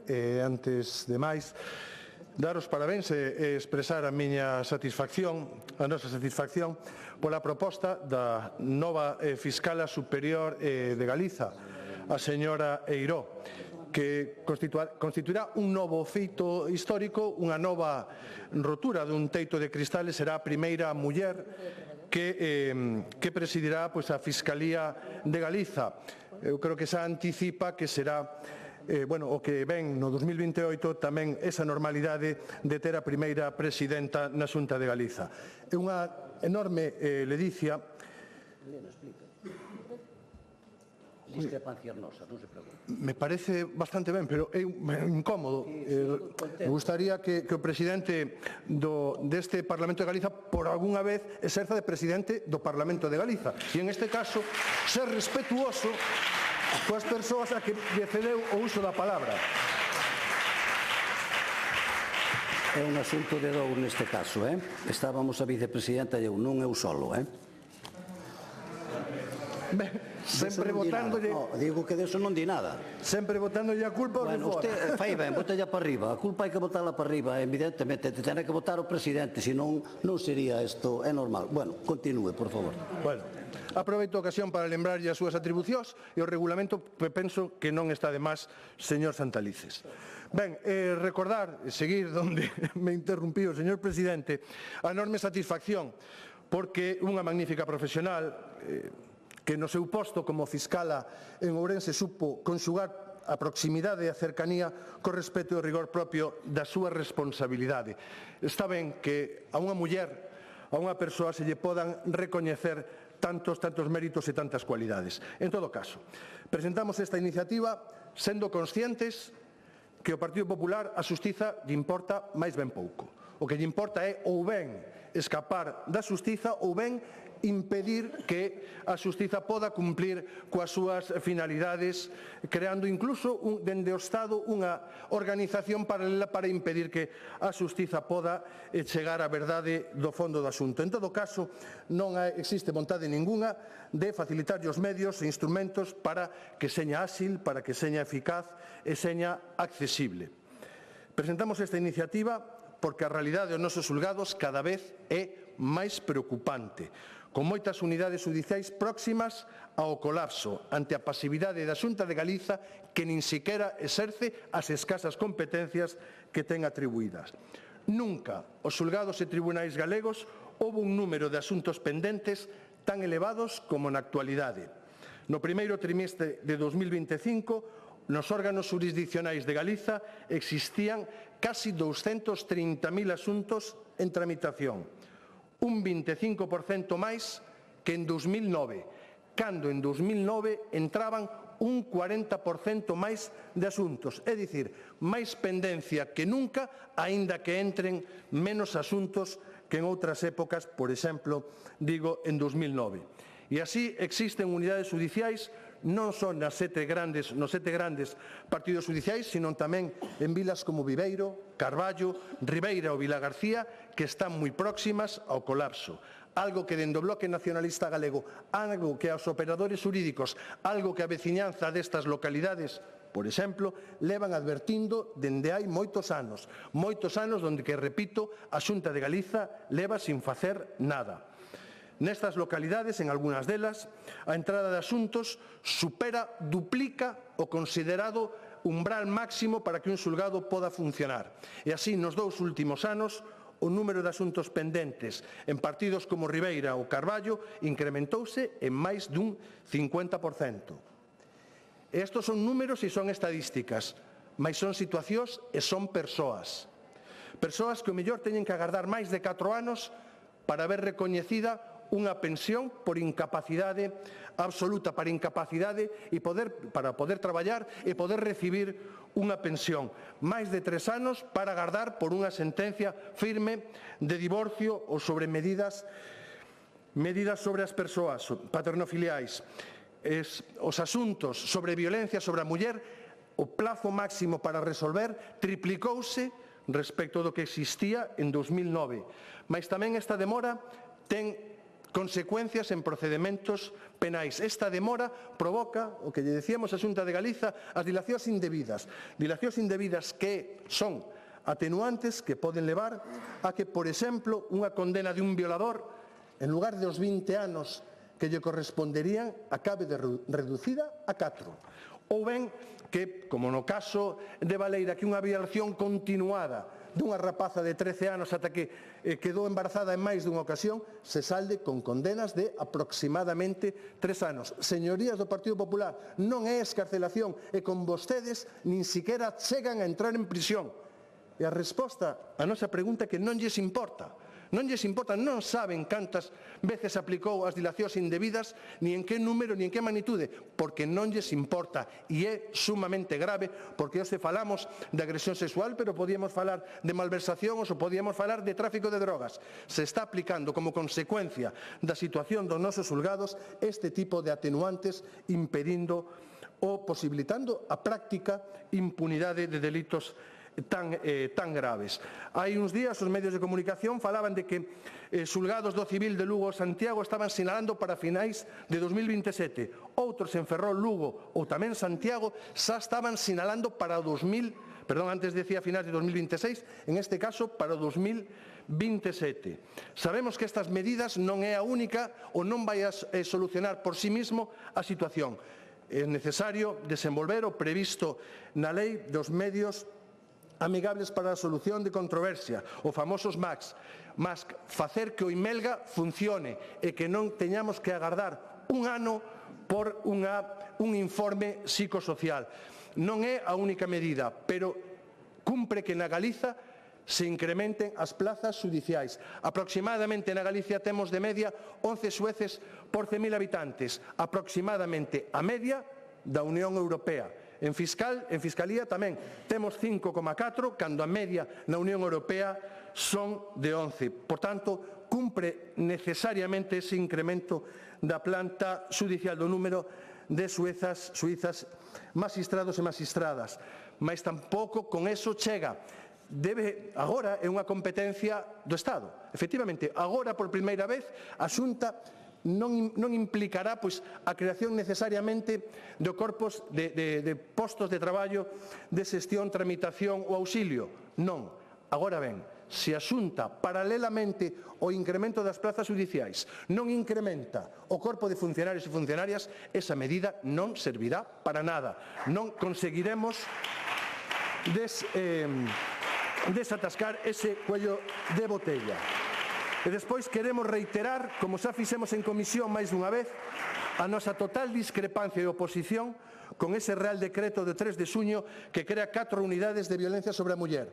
2 delas en Vigo e Coruña, non ex novo, non incrementando a planta judicial, sino transformando xulgados de instrucción en violencia sobre a muller. Eso non é a solución. Por qué? Porque estamos en contra. Esta medida, por certo, xa foi advertida, que era unha posibilidad que contemplaba a propia Xunta de Galicia, xa foi advertida por o propio Director Xeral de Xustiza. Entendemos que tanto Vigo como Coruña necesita 8 xulgados de instrucción. Mas consideramos que máis grave todavía é a situación de Ourense e Santiago. Efectivamente, para Ourense e para Santiago vaise crear unha sección específica de violencia sobre a muller. Mas simultaneamente acordouse que esa xurisdicción se iban a completar, no caso de Compostela, se iba a estender aos xulgados de Arzúa, Muros, Negreira, Noia, Ordes, Padrón e o Partido Xudicial de Ribeira. Isto é, 37 concellos, 340.000 habitantes e máis de 3.500 kilómetros cuadrados, con un volumen de asuntos, de acordo co 2024, o último exercicio pechado, 1.265 asuntos en violencia, 170 civís e agora 2.100 asuntos penais en materia de liberdade sexual.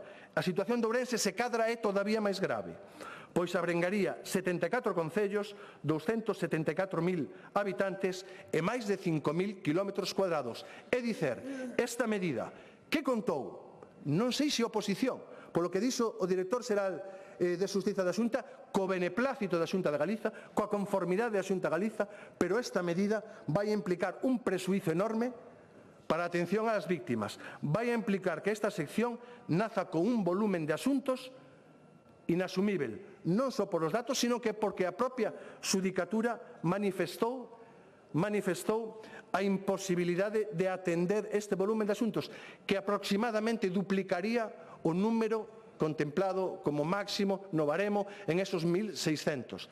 Señorías do Partido Popular, señorías do Grupo Mixto de Partido Socialista, entendemos que en materia de violencia sobre a muller especificamente, pero a situación de colapso que viven a xustiza, que viven as unidades judiciales do noso país, remate, por favor, implica unha necesaria reacción. Por eso pedimos ao Partido Popular que rectifique e que apoie esta medida en beneficio da Administración de Xustiza, en beneficio dos galegos e das galegas. Nada máis e moitas gracias.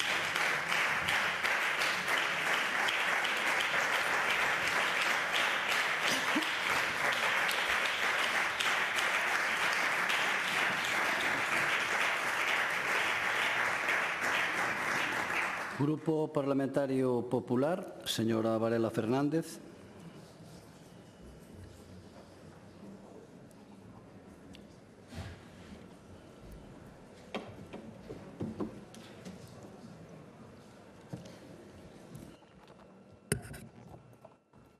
Moitas gracias, presidente. Boa tarde, señorías.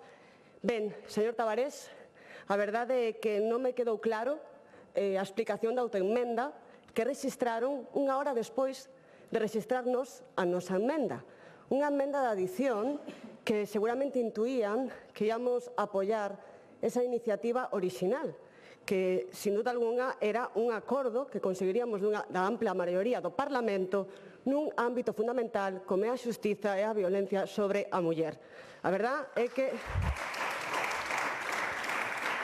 non nos quedou claro coas súas explicacións. Quedounos claro, por suposto, pois a iniciativa orixinal. Estamos ante un tema fundamental que, como ben dixo, a Comisión de Xustiza de Galicia leva tempo reclamando. A creación de novas unidades de violencia sobre a muller sen ser a costa de destrucción de outras instrucción. Unha decisión, señor Tavares, que depende do Goberno Central e que, como ben pedía na proposta orixinal, se instaba ao Goberno Central a creación desas unidades sin que supuñera a eliminación de outras tantas de instrucción. Agora elimina a instancia ao Goberno Central e pille directamente á Xunta que executa as actuacións necesarias para que isto sexa así. Obviamente, as actuacións que vai executar a Xunta é instarlle ao Goberno Central, porque é a súa competencia. Mire, non é por falta de ganas de que existan esas unidades judiciais de violencia sobre a muller de xeito exclusivo sen destruir outras existentes. O Goberno galego, liderado polo Partido Popular, por moito que lles pese, leva liderando sempre a defensa da igualdade de xénero, aprobando leis pioneiras nese ámbito. Porque a esquerda gustalle moito traballar a golpe de titular e propaganda, pero o certo é que leva cometendo erros intolerables nos últimos anos. Por exemplo, a aprobación da lei do solo sí é sí do Goberno do Partido Socialista apoiado do Bloque, que deixou a centos de agresores sexuais antes de tempo nas rúas. Ou ese contrato da vergoña das pulseiras antimaltrato que deixou a milleiros de mulleres en situación total de vulnerabilidade durante meses, e sabienda de moitos. Todavía esperamos que se depuren responsabilidades. Por outra banda, a Administración de Xustiza se desenrola de maneira totalmente eficaz e eficiente na nosa comunidade, destacando a rápida digitalización levada a cabo nos últimos tempos, adaptándose así ás novas necesidades, e tamén a adaptación que se fai dos requerimentos legales previstos polo Goberno Central, como foi a aprobación da recente Lei de Eficiencia Procesual. Moi exixente tamén no que ten que ver con cambios levados a cabo na Administración de Xustiza, sobre todo no ámbito máis local e rural, pero sen oportuno acompañamento orzamentario, como sempre o Goberno Central lexisla e as comunidades autónomas pagan.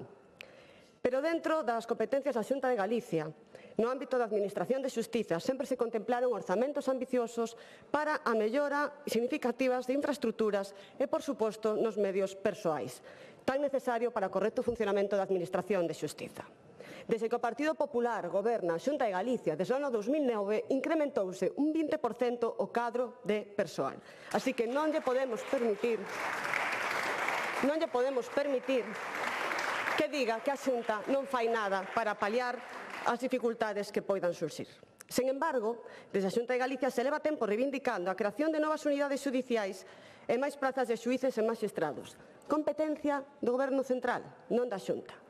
O que se reivindica nesta iniciativa non é novo. O debatimos fai un mes na Comisión Primeira, onde o Partido Popular presentaba unha iniciativa onde viña a pedir que a planta xudicial penal das cidades de Coruña e Vigo se mantiveran na súa totalidade e que non se crearan as unidades de violencia sobre a muller en detrimento da destrucción de dúas de instrucción.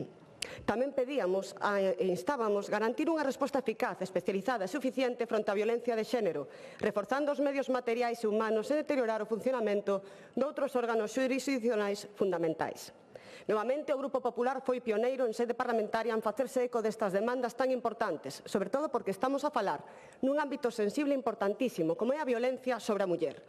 Por iso, íamos a apoiar a súa iniciativa, tal e como a presentou inicialmente, onde lle estaba ao Goberno de España, que é quen ten as competencias, a que se creasen estas unidades en suprimir outras, que é algo que nos reivindicamos, porque lamentamos que das 4 novas prazas de xuíces de violencia sobre a muller aprobadas en Galicia, solo 2, a de Ourense e Santiago, sexan de nova creación, e así o trasladou o Conselleiro de Presidencia ao Ministro de Xustiza. Precisamente este verano remitiu unha carta onde lle facía constar que non estaban de acordo nin sequera os principais axentes do ámbito xudicial nesta decisión de que en Vigo e en Coruña non fosen de nova creación as novas unidades de violencia sobre a muller. O propio Concello de Vigo, gobernado polo Partido Socialista, tamén manifestou o seu desacordo, precisamente polos graves danos que se puidesen derivar na xestión da xustiza da súa cidade. Esta decisión superou un aumento nos asuntos das restantes prazas de instrucción. Os xulgados de Vigo, os denominados xulgados de instrucción de Vigo, asumen un volumen de causas que acada xa o 98,2% do limiar obxectivo fixado polo Ministerio de Xustiza. No caso da Coruña, a situación tamén é preocupante. Ademais, os postos de Santiago de Compostela e Ourense que estean comarcalizados supón o desplazamento da vítima á capital. Seguindo de conformidade coa Lei de Eficiencia Procesual e para paliar esta circunstancia, o Goberno galego asumirá o custo do traslado das vítimas e de todas as persoas que teñan que declarar. Un gasto que se estima en 600.000 euros. Unha vez máis, o Goberno central lexisla e as comunidades autónomas pagan.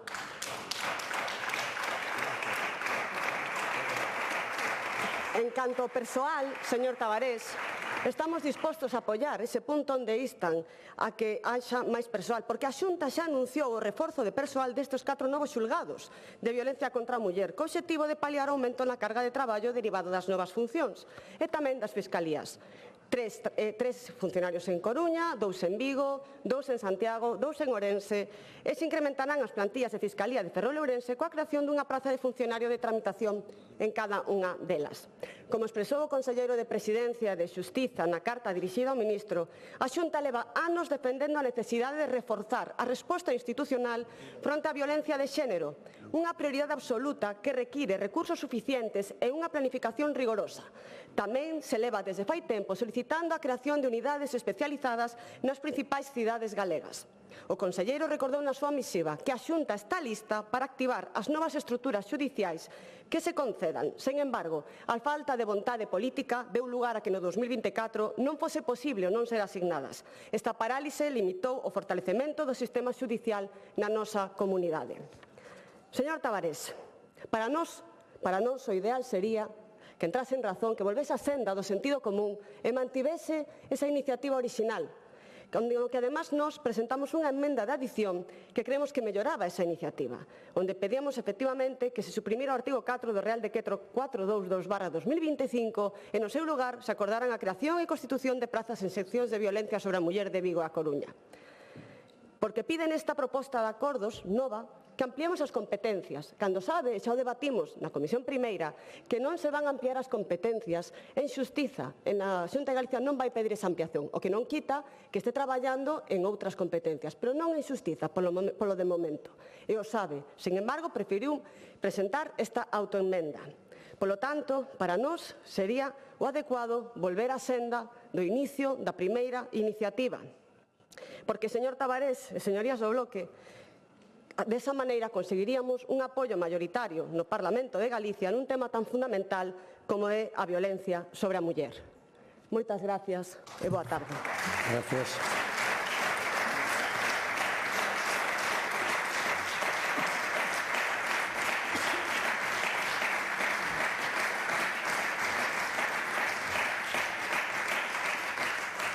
Grupo Parlamentario Mixto.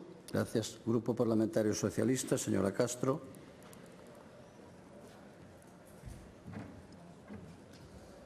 Grazas, presidente. Bueno, quero comezar a miña intervención felicitando a nova fiscal superior de Galicia, señora Carmen Eiró, por ser ademais a primeira muller que ao fronte deste cargo e desexolle moitísima sorte nesta nova andadura. Bueno, o señor Pazos non está, pero falaba antes e se sorprendía de que o Goberno de España pois non executara un acordo do Congreso, benvido club, porque o Goberno galego se me poño aquí a relatar todos os acordos parlamentarios que non leva a cabo, pois non me dan nin os 10 minutos, nin creo que todas as intervencións que vou ter durante todo este período de sesións. Falábamos hoxe dunha necesidade do ámbito judicial que nós non cuestionamos, pero creo que tamén sería injusto falar disto se non puxéramos en valor todos os feitos contrastables que está a facer o Goberno de España e todo a aposta deste Goberno, pois tanto pola modernización da xustiza como pola súa digitalización como polo reforzo da súa plantilla. E ao final sabemos que a xustiza foi unha asignatura pendente dende hai moitísimos anos dende o inicio da democracia por todos os gobernos que lle sucederon e non é fácil tomar esta decisión e o Goberno de España o está a facer, non? E isto, pois, como dicía antes, son datos, non? O orzamento aumentou nos últimos anos, dende o ano 2019 un 31%, máis de 1.200 millóns de euros investidos, como dicía, en digitalización. Falaba hoxe o BNG e falaba tamén o Partido Popular do reforzo xudicial. Eu creo que é necesario un reforzo xudicial, pero tamén creo que se está a facer, e así tamén o din os datos. Entre 2019 e 2025 se incorporaron 17 novas prazas xudiciais en Galicia. Lembro que durante o goberno de M. Rajoy foron 5. Convocáronse tamén durante estes anos en total 1.440 prazas, das cales 847 foron a carreira xudicial e 593 a carreira fiscal. E novamente aprobouse para xa a entrada en vigor a partir deste outubro 50 prazas xudiciais e 42 de fiscais para esas seccións de violencia de xénero que se irán incorporando progresivamente, como dicía, a partir deste mes. Un aumento do 42%, moi superior a ese aumento que falaba o Consello Xeral do Poder Xudicial, con inclusión a partir da Lei de protección integral das mulleres, que decía que se integraban os asuntos relacionados coa liberdade sexual dentro dos xulgados de violencia de xénero. Isto iba a supoñer, según o Consello Xeral do Poder Xudicial, un aumento da pendencia nun 12,9%. Pois ben, o reforzo que se vai facer é do 42%, polo tanto, moi superior. Ademais, coa futura lei de ampliación e fortalecemento das carreiras xudiciais e fiscal, unha lei que xa non só é unha lei boa a nivel social, porque vai permitir o acceso á carreira xudicial de todas as persoas independentemente dos seus recursos económicos e da súa posición social, é unha lei que vai reforzar coa creación de 1.500 unidades xudiciais en 3 anos, 500 xuíces e fiscais ao ano. Polo tanto, o Goberno está a poner todas as medidas en riba da mesa para poder solventar esta carencia de xuíces e fiscais, pero tamén está a transformar a nivel digital a xustiza no noso país, cun 96% do orzamento de xustiza destinado a esta transformación, utilizando para iso todos os fondos europeos, aproveitando ese plan de recuperación, transformación e resiliencia. Coa aprobación tamén dese plan de xustiza 2030. Por non falar desas reformas legislativas, desas leis de eficiencia que están a mudar toda a planta judicial e toda a planta procesal, todo o sistema procesal. E todos sabemos que cando algo está instaurado, pois non é fácil reformar, non romper co que xa establecido, inda que funcione mal, pois non é fácil, porque sempre choven as críticas e nunca chove o gusto de todos, pero é evidente que tamén é valiente e que no eido da xustiza era necesario porque tiñamos un sistema obsoleto. E creo que tamén era necesario dotar o noso territorio desas seccións ante xulgados, ora seccións exclusivas de violencia de xénero, en Ourense, en Santiago, na Coruña e Vigo, que vai contribuir a axilizar a tramitación destes procedementos. Pero nós defendemos Entendemos que esta exclusividade, esta especialización é mellor porque para tratar uns asuntos tan sensibles como son os relacionados coa violencia contra as mulleres, pero tamén defendemos a realidade galega e sabemos sempre dixen, cando falamos deste tema nas comisións, que hai que pensar nun equilibrio entre toda esa dispersión territorial que existe no noso territorio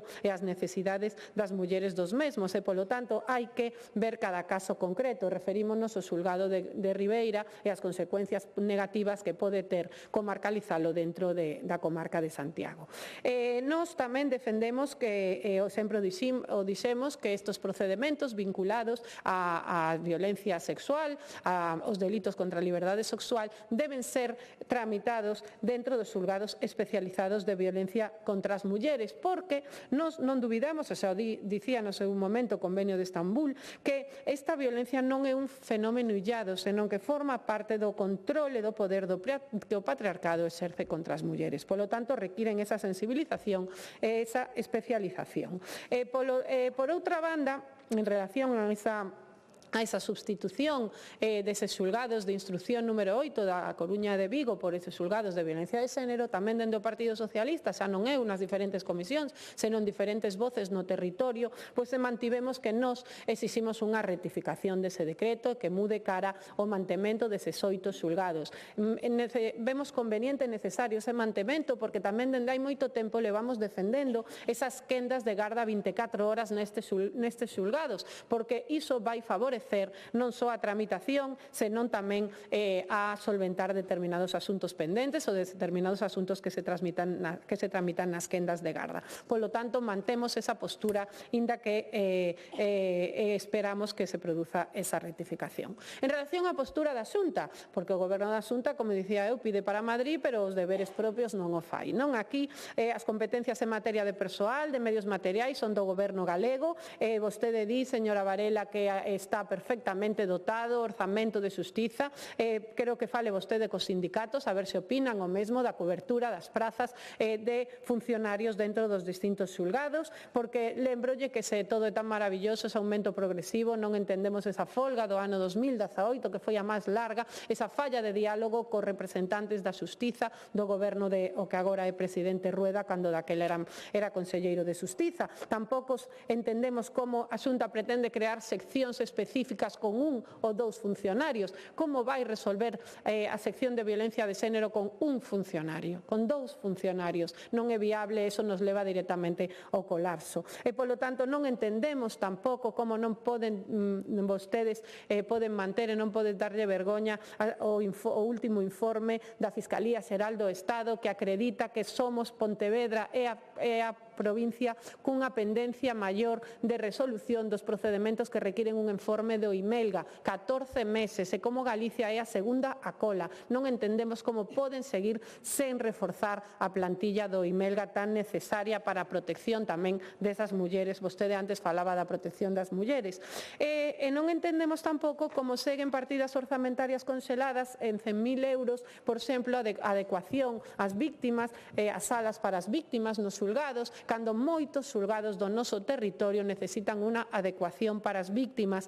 Vostedes teñen tamén a competencia para dotar os mesmos dos medios materiais. É necesario tamén formar ao funcionariado, sobre todo aqueles que traballan en aqueles xulgados en materias máis sensibles. E tamén é necesario que se actualicen, como dicía, moitas dependencias para as víctimas e as sedes judiciais de determinados territorios que necesitan unha seria renovación. Polo tanto, queda moito por facer no eido da xustiza. Creemos que se están dando pasos importantes, poñendo os medios, poñendo os recursos e que o rumbo é o correcto. Estamos nun momento de transformación total da xustiza, unha xustiza que estaba obsoleta e que nos estaba que producía que eses procedementos foran interminables, que existera unha gran pendencia judicial que esperamos que con esas reformas legislativas e que con todos estes investimentos se solucionen. Pero para eso fai falla tamén vontade política de colaboración do Goberno galego. E o Goberno galego, co Goberno de España, é totalmente obstrucionista. Non hai ningún tipo de colaboración para traballar e mellorar a xustiza deste país, senón para poñer trabas no camino. Polo tanto, nós sí que imos apoiar esta iniciativa porque creemos na mellora necesaria da xustiza e que para que isto se produza ten que estar dotada de todos os medios materiais e persoais necesarios. Nada máis e moitas gracias. Gracias.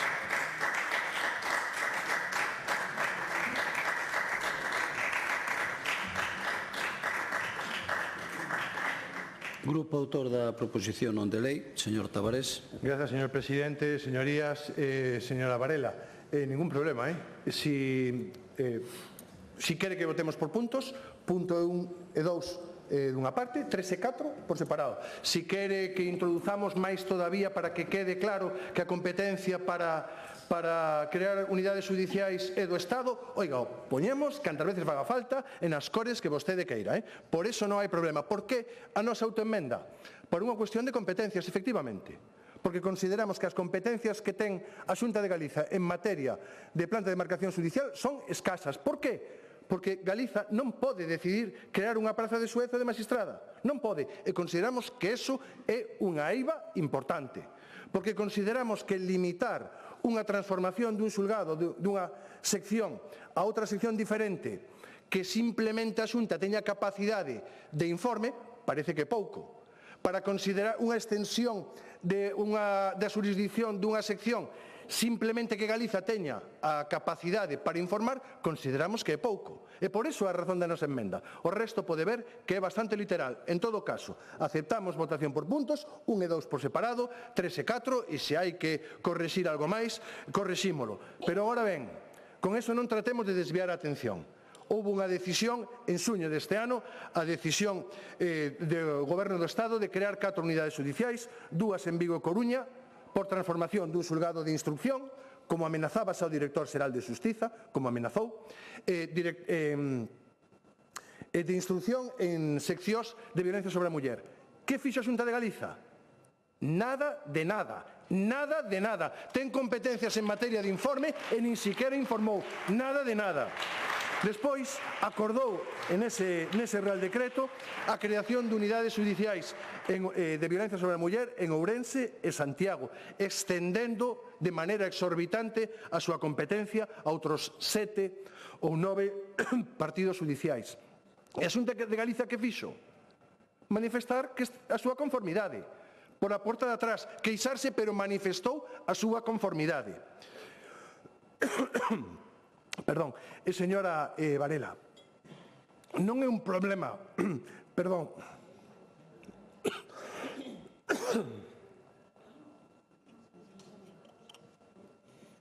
Queres un caramelo? Toma.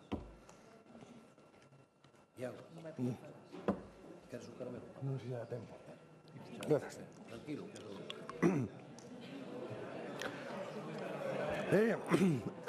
Aceptamos todo do enemigo, transiximos, aceptamos caramelos, é dicir, hoxe estamos de boas. Pero, señora Varela, a cuestión non é que a Xunta cargue cos gastos de trasladar as víctimas. O problema é que unha víctima da Mezquita, unha víctima da Gudiña, teña que trasladarse a Ourense para poder denunciar en materia de violencia sobre a muller. Non é unha cuestión de custes, é unha cuestión de atención ás víctimas. E iso o teñen totalmente relegado. En este aspecto parece que non é nada importante, e é o primeiro. E hai outra cuestión tamén importante, a carga de traballo. Os xulgados, as unidades judiciais, as seccións dos tribunais de instancia específicos en violencia sobre a muller nacerán colapsados. E non o di só o Bloque Nacionalista Galego, é que o din as propias xueces e xuizas tanto de Santiago como de Ourense. É unha auténtica responsabilidade coa que vostedes manifestaron conformidade. E iso non pode seguir sendo así. E despois, por último, unha cousa que eu lamento que non tivera tempo de mirar os orzamentos. A Xunta de Galiza, en materia de xustiza, prevé menos funcionarios e funcionarias que no exercicio pasado. Por tanto, non prevé creación de unidade judicial ninguna. Non prevé incremento da oficina judicial, senón o dotaría orzamentalmente, a non ser que señan voluntarias que vayan a traballar gratuitamente. Eso é totalmente falso. Señorías, reconsideren, xa digo, reitero, por nós non vai quedar un punto 1 e 2 por separado, punto 3 e 4, e pactamos o que faga falta, porque desgraciadamente o crear xueces, o que crear plazas de magistrados non depende da Xunta de Galiza. O dixemos por activa e por pasiva, e se hai que dicilo máis veces por escrito, non hai problema. É unha desgraza que dependa do Estado, pero é así. Se non queren reclamar esa transferencia, pois ben, voten en contra, pero por favor, si voten a favor do punto 3 e 4. Nada máis e moitas gracias.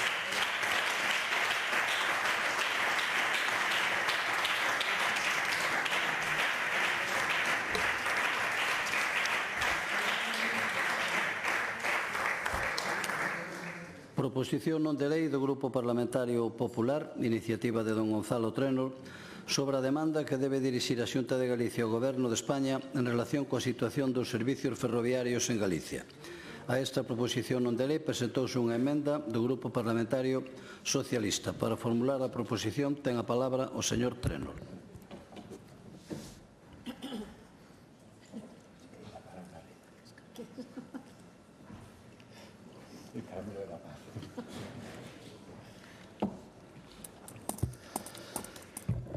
Moi boas tardes, señorías. Moitas gracias, presidente. Cando pensamos que xa tiñamos visto e padecido de todo do Ministerio de Óscar Puente, pois este supérase en neglixencia, en irresponsabilidade e en maltrato a Galicia.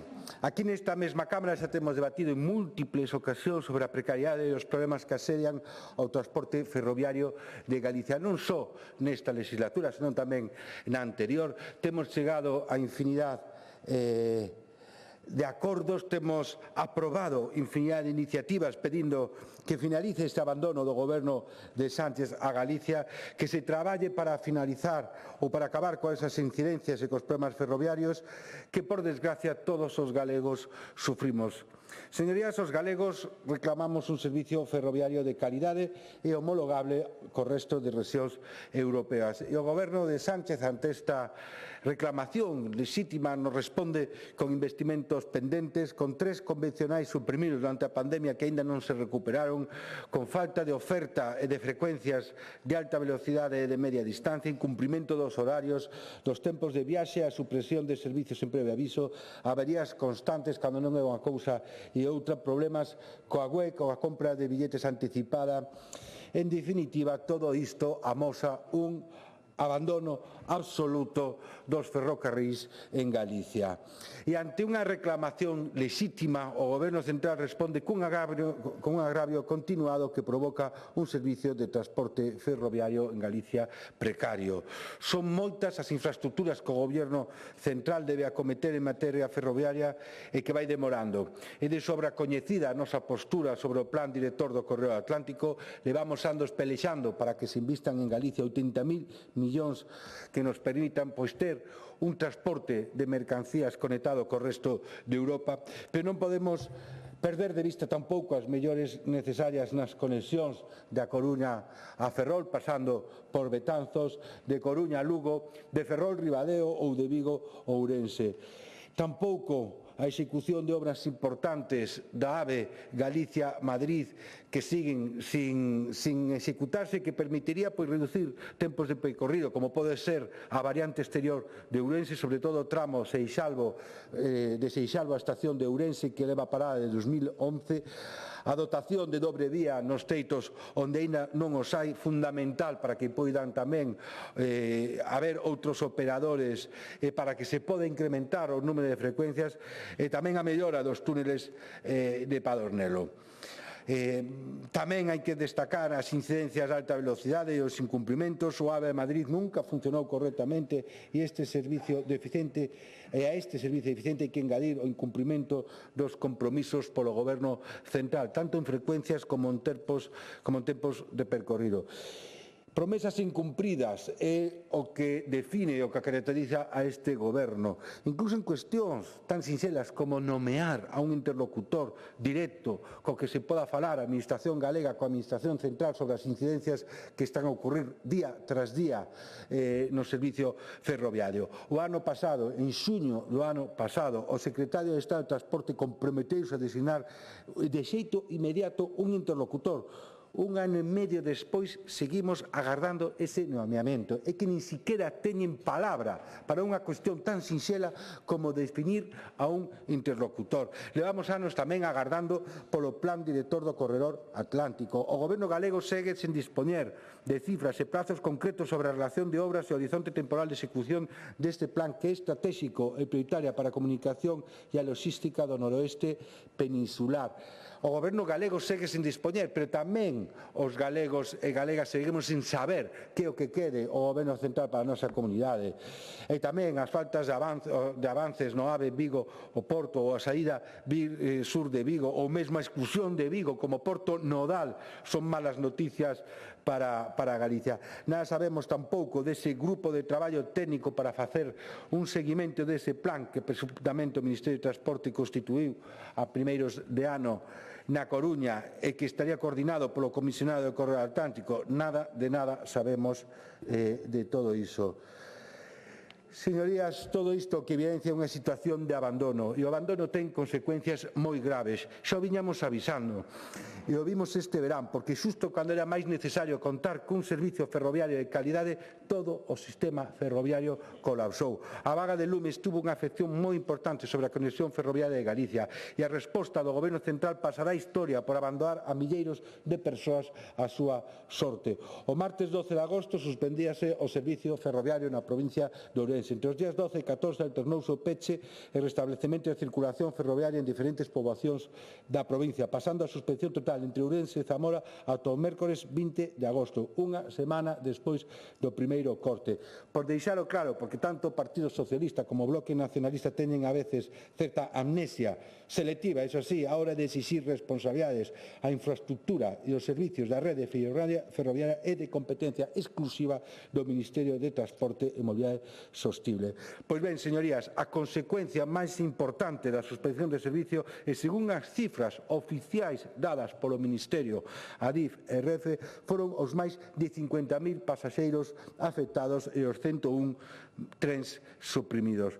Fagan, señorías, un esforzo e póñanse no lugar desas persoas, familias con nenos, persoas enfermas con necesidade de medicación, maiores que precisaban axuda, xente que tiña problemas económicos, en definitiva, 50.000 persoas afectadas. Para algunhas, o mellor foi un trastorno menor, porque puderon atopar solución facilmente, pero para a maioría foi unha situación angustiosa e un problema moi importante, señorías.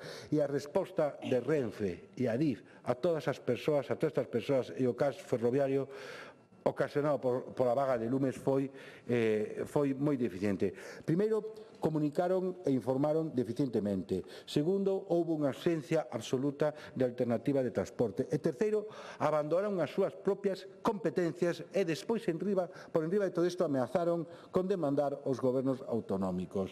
Señorías, en relación á información aos pasaxeiros, Renfe foi proporcionando información, principalmente a través da rede social X. En esa mesma rede, en outros medios están registradas as denuncias, as dúbidas e as queixas que parte dos usuarios trasladaron por esta canle. Houbo unha manifiesta deficiencia na comunicación por parte da compañía operadora. Foi insuficiente a información recibida.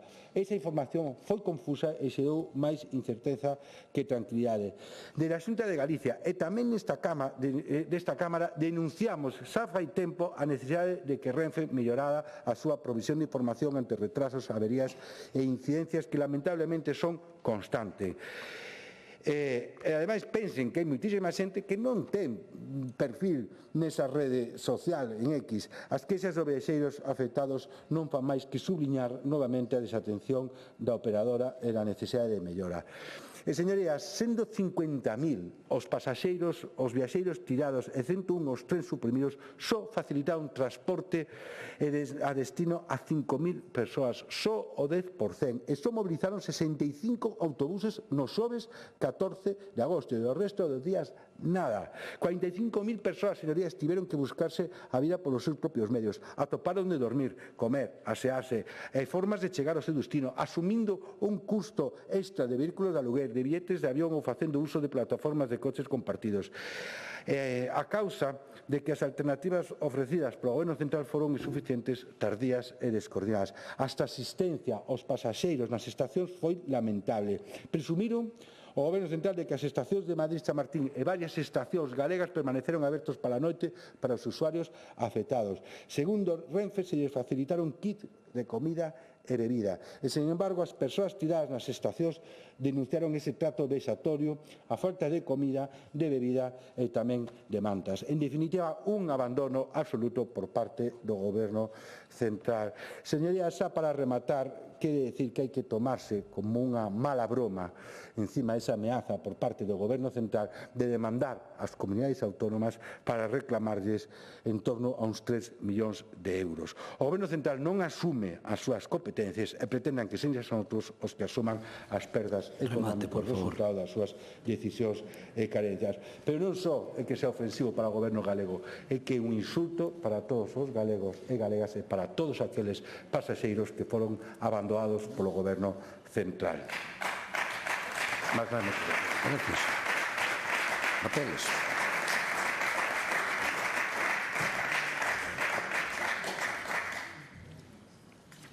Grupo Parlamentario Socialista, señor López Font.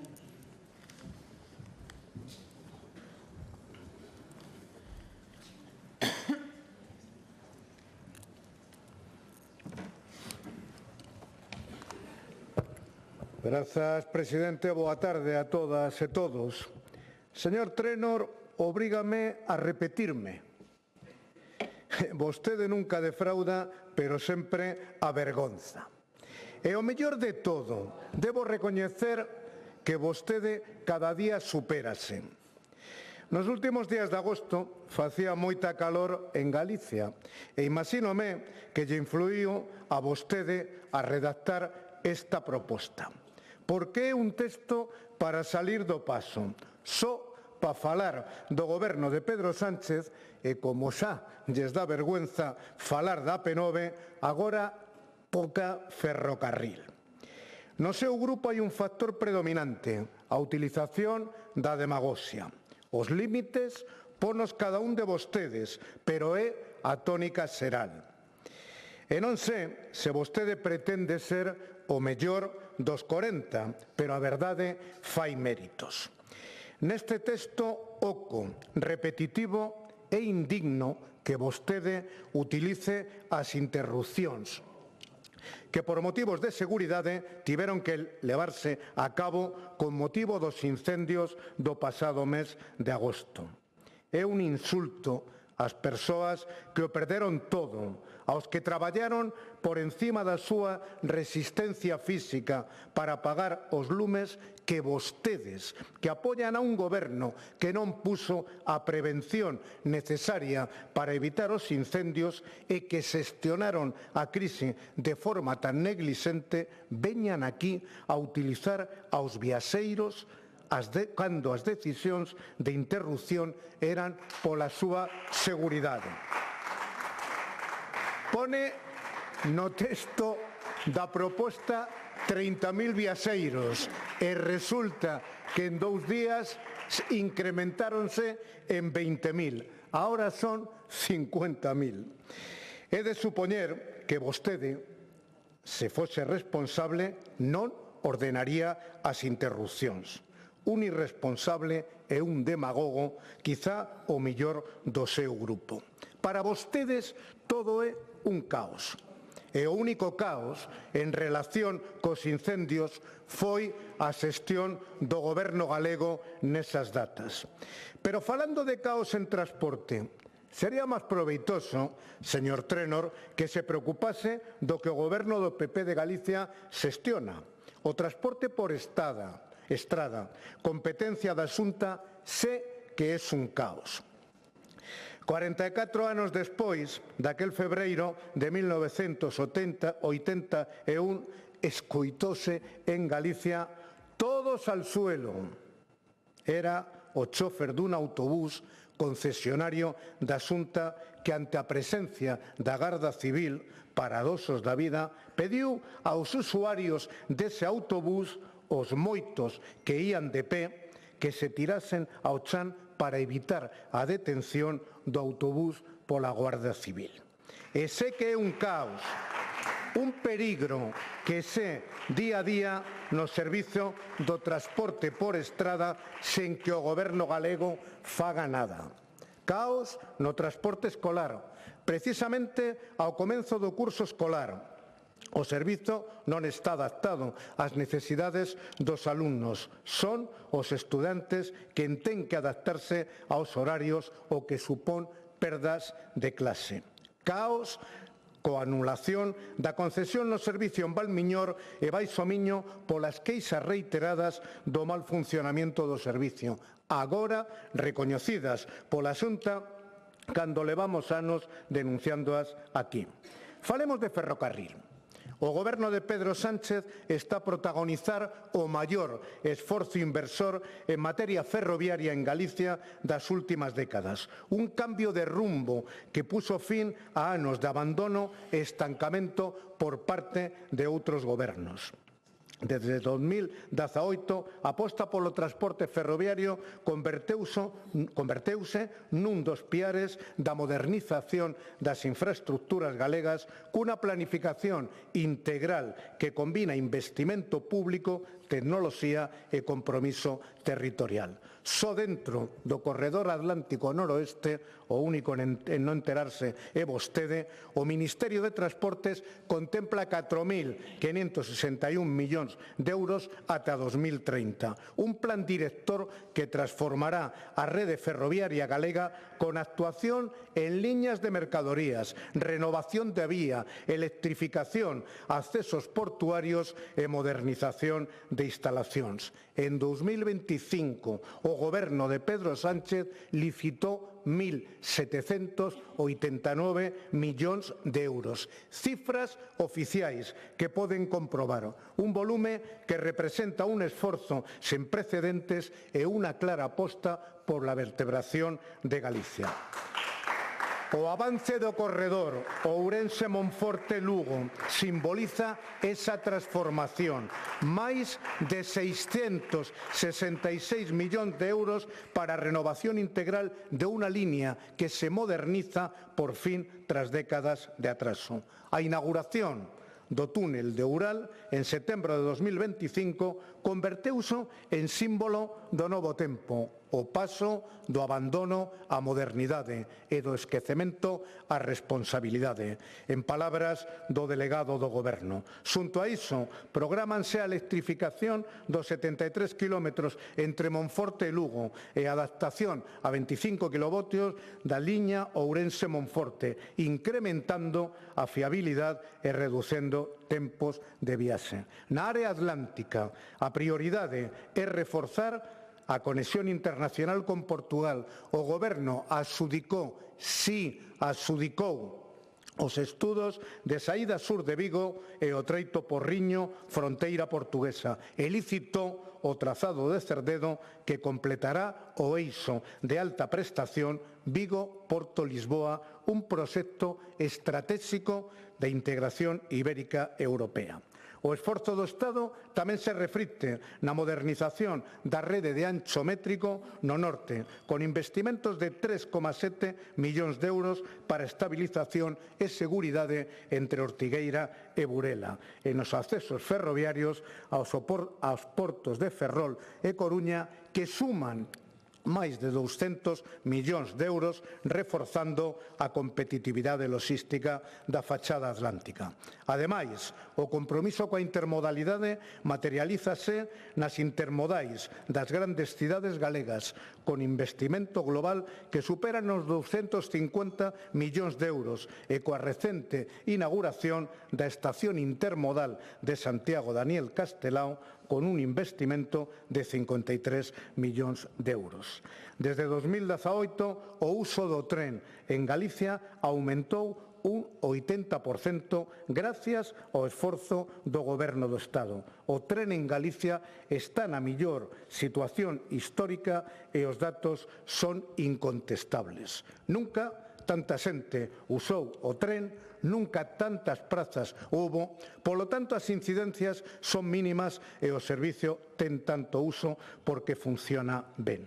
Ademais, estáse a elaborar o estudo para a creación e potenciación da rede de cercanías, un compromiso histórico coa vertebración territorial do que xa falaremos.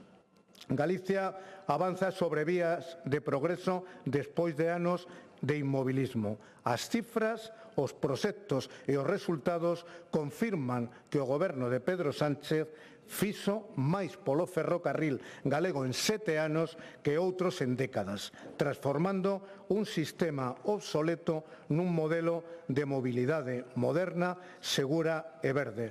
Por iso presentamos unha emenda. A miña compañeira Patricia Otero, anterior diputada neste Parlamento, finalizaba a súa intervención no Congreso afirmando en lingua galega que a Galicia e ao sistema ferroviario séntalle ben Pedro Sánchez. Grazas. Gracias.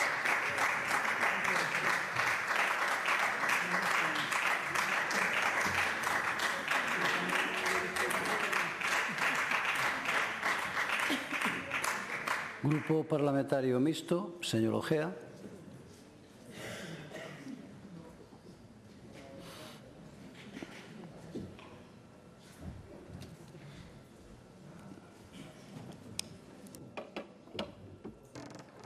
Gracias, presidente.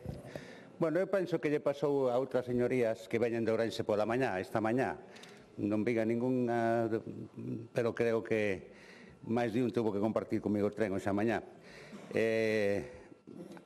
Pola altura de Silleda, máis ou menos, porque comprobei no Google Maps, de repente o tren parou así, ademais, unha frenada bastante grande, non? Sorprendeume, non? Eu pensei que se trataba dunha mera reducción de velocidade e dixen, bueno, resultou que perdeu, según nos veu explicando despois un personal de Renfe, pois que o tren de repente se quedou sin corriente, sin electricidade, de aí a parada, non? A desaceleración que percibimos.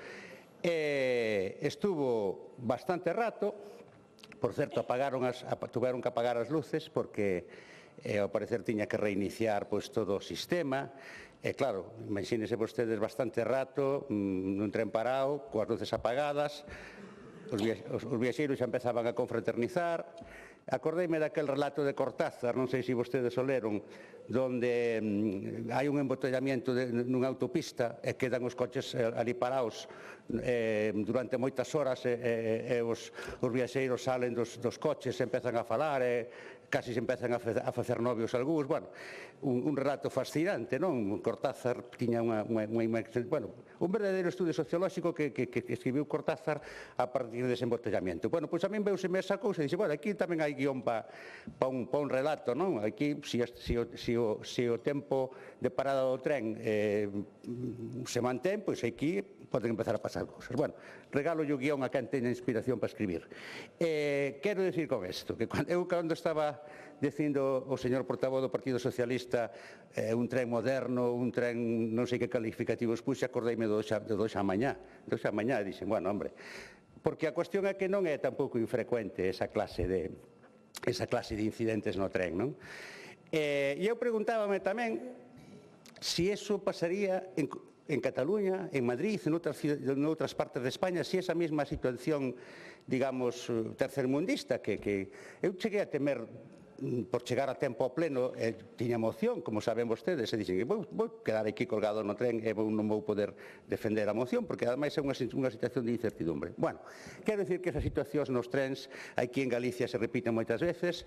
O portavoz do Partido Popular nomeou moitas circunstancias dese tipo. Quero aproveitar a intervención para recordar, para lembrar a demanda que facemos ao Estado Central en aras da recuperación das frecuencias da Gudiña. Seguimos pedindo que se manteñan esas frecuencias e esas líneas.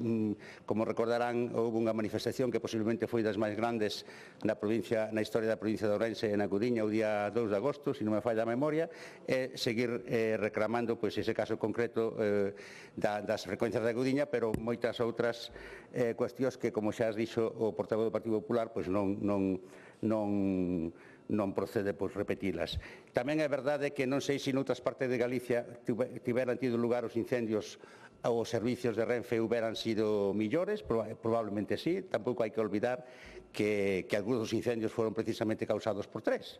O sea que tamén ao mellor hai que pedir algunha responsabilidade neso.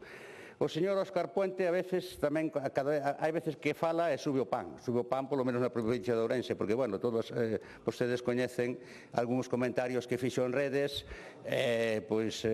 bueno, a verdade é que eu non nos estimaría, digamos, dignos de ser pronunciados por un ministro, e, sobre todo, en algúns casos concretos, algúns tweets concretos que fixo en relación ao tren da Gudiña e a recuperación das frecuencias e outros servicios. Bueno, quero dicir con isto que apoiaremos a proposta do Partido Popular, porque con independencia de que a Xunta de Galicia tamén teña as súas deficiencias no tema de transporte público, do que tamén se teñen falado aquí, se seguirá falando cando proceda. No caso concreto que nos atañe, pois eu penso que é un lugar común por parte da ciudadanía que o servicio de tren en Galicia a calidade do servicio está moi por debaixo do que hai noutras partes de España. Nada máis, gracias.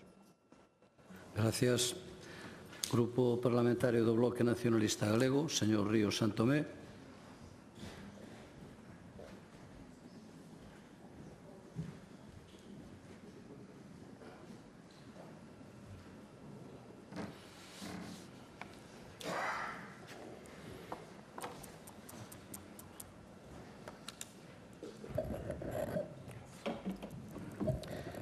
Grazas, presidente. Boa tarde a todos e a todas. Eu quería aproveitar para agradecer ao Partido Popular, dende a súa Secretaría Xeral, a súa portavocía parlamentar e voceiros e voceiras sectoriais, pola súa incansable difusión das resolucións do Comité Central da UPG, porque toda contribución para espallar os nosos posicionamentos achéganos aos nosos obxectivos estratégicos e incentiva o debate na sociedade. De verdade que o agradecemos, porque se eses posicionamentos fan públicos é precisamente para que a xente os coñeza. Así que grazas ao Partido Popular por facerlle esa difusión e tamén a xente que publica artigos sempre os días despois e demais, porque a verdade é que son moi positivos e a verdade é que lle agradecemos. Pero indo xa a cuestión que viñamos falar, porque aquí a verdade é que falouse de todo menos dos servizos ferroviarios galegos, e o Partido Popular hoxe trae aquí pois unha iniciativa hipócrita unha vez máis, e só hai que ver o que fixo o Partido Popular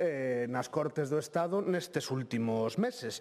O Partido Popular trouxo unha iniciativa moi similar a esta sobre o caos ferroviario ao Senado o mes pasado, e de Galicia non se acordou para nada.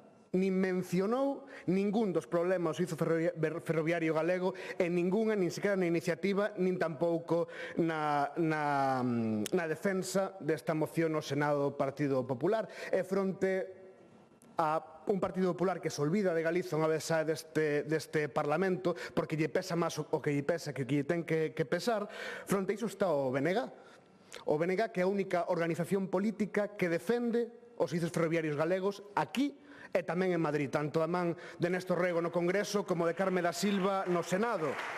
O Partido Popular rápido se lle esquece Galiza cando cruza o Padornelo, porque a vostede realmente os servizos ferroviarios galegos importalles ben pouco. Falaba vostede, señor Trénor, de que nós temos amnesia selectiva para un grupo parlamentar que pensa que o mundo comezou no 2018 despois da moción de censura a Mariano Rajoy. Que pasaba con Mariano Rajoy e con Ana Pastor cando era ministra no goberno de España? A época de maiores recortes nos horarios, nos servizos ferroviarios galegos, o abandono completo do FEBE. Realmente vostedes non están para falar de ningún tipo de investimento a nivel ferroviario, ou non están a falar do que se recupera ou que se deixa de recuperar. Realmente, a min faltoume moito contido na súa intervención, señor Trénor, porque se limitou a describir unha realidade. Efectivamente, houbo paróns no servizo ferroviario por mor dos incendios, e efectivamente tamén, cando te atopas cunha circunstancia sobrevida e tes que tomar unha decisión como a de eliminación dos servizos de forma temporal, o problema non é a causa, senón como se reacciona, que medidas se poñen para que isto teña o menor custe para a poboación, desde o punto de vista das molestias, de tempo e tamén desde o punto de vista económico. E podemos estar de acordo en que as cousas se puideron facer mellor, pero ligar toda unha iniciativa sobre os servizos ferroviarios a esta cuestión puntual eu creo que é disparar moi baixo, señor Treno, sobre todo porque hai moitísimas problemáticas que o Partido Popular se nega a falar e, sobre todo, hai unha cuestión que sí que fai, que é que se nega a apoiar o traballo que fai o BNG,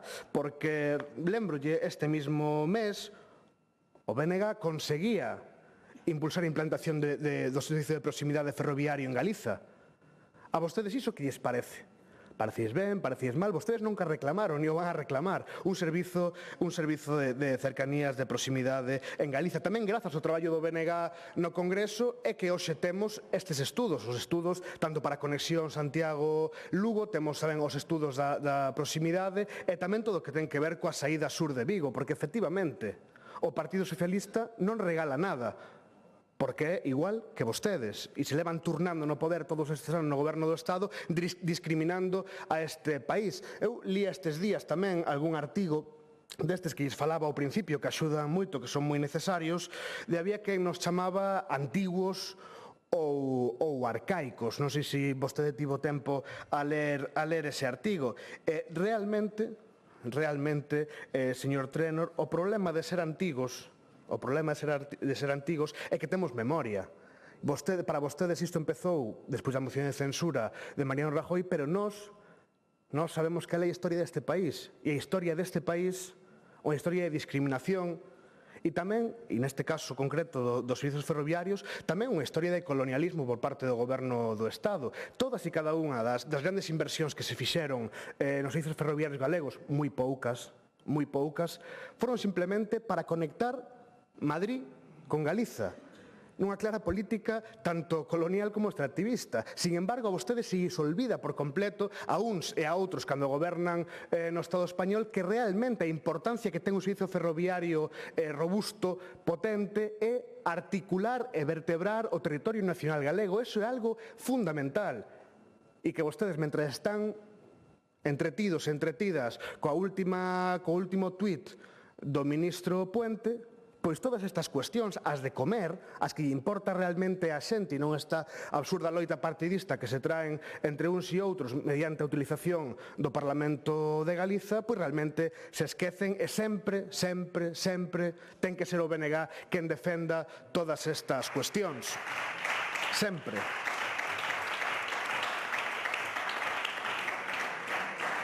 Que fan vostedes no Senado? Efectivamente, o mes pasado, unha moción do Partido Popular no Senado para reprobar o ministro Puente, que tamén, curiosamente, foron da man do independentismo catalán de Junts para aprobalo, non? Argumentos de quita e pon, realmente sin ningún tipo de base. De Galiza, como dicía antes, non falaron absolutamente nada. De Galiza non falaron absolutamente nada, nin van a falar porque realmente non lles interesa. Non lles interesa, señor Trenor, e así nos vai. E así temos o servizo de ferroviario que temos neste país como temos. Nada da conexión de Ferrol, nada da saída sur, nada da proximidade, nada do FEBE. Non sabemos nada de vostedes, señor Trenor, máis que, efectivamente, fan seguimento das redes sociais do ministro, que me parece moi lícito, pero creo que aquí estamos para outras cousas, para propoñer e para realmente mellorar a calidade de vida dos galegos e das galegas, e vostedes están intentando simplemente mellorar a calidade de vida dos que pensan que poden ser ministros e ministras do Partido Popular dentro de X anos. E iso para a cidadanía galega non sirve, señor Trenor. Señor Font, deixen de repetir o tema, é que ao final é que é un argumento que se lles volve en contra demasiado fácil, non? Esta frase, este enunciado de estamos na mellor época situación histórica do tren. Iso fala moi mal de vostedes e de quen os precedeu tamén en outras legislaturas, porque se esta é a mellor época do tren en Galiza, como estaríamos antes? Se esta é a mellor época...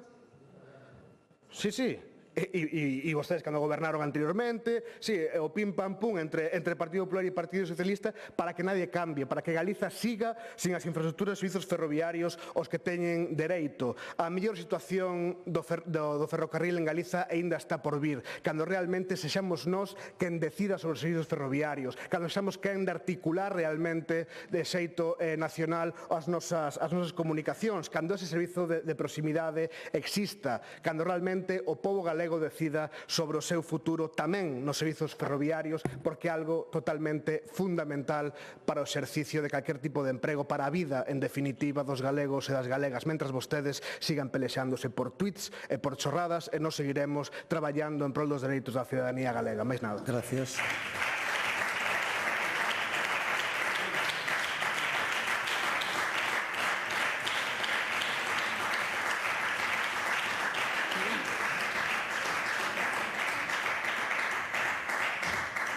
Grupo autor da proposición non de lei, señor Trenor.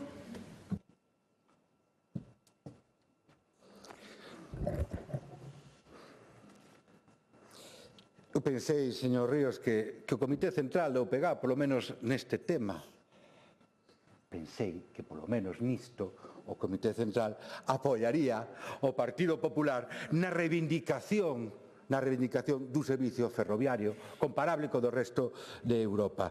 Eu pensei que despois do caos ocorrido este verán, o Comité Central da UPG, despois de ver a miles de persoas abandonadas e tiradas, polo menos, neste caso, tería un pouco de sensibilidade con todos os galegos e as galegas, pero xa vexo que non. Xa vexo que para vostedes todo o que ocurriu en verán e todo este caos e toda a xente abandonada o resumiu vostede nunha frase, que ademais incluso hasta flautou a voz, suavizou a voz.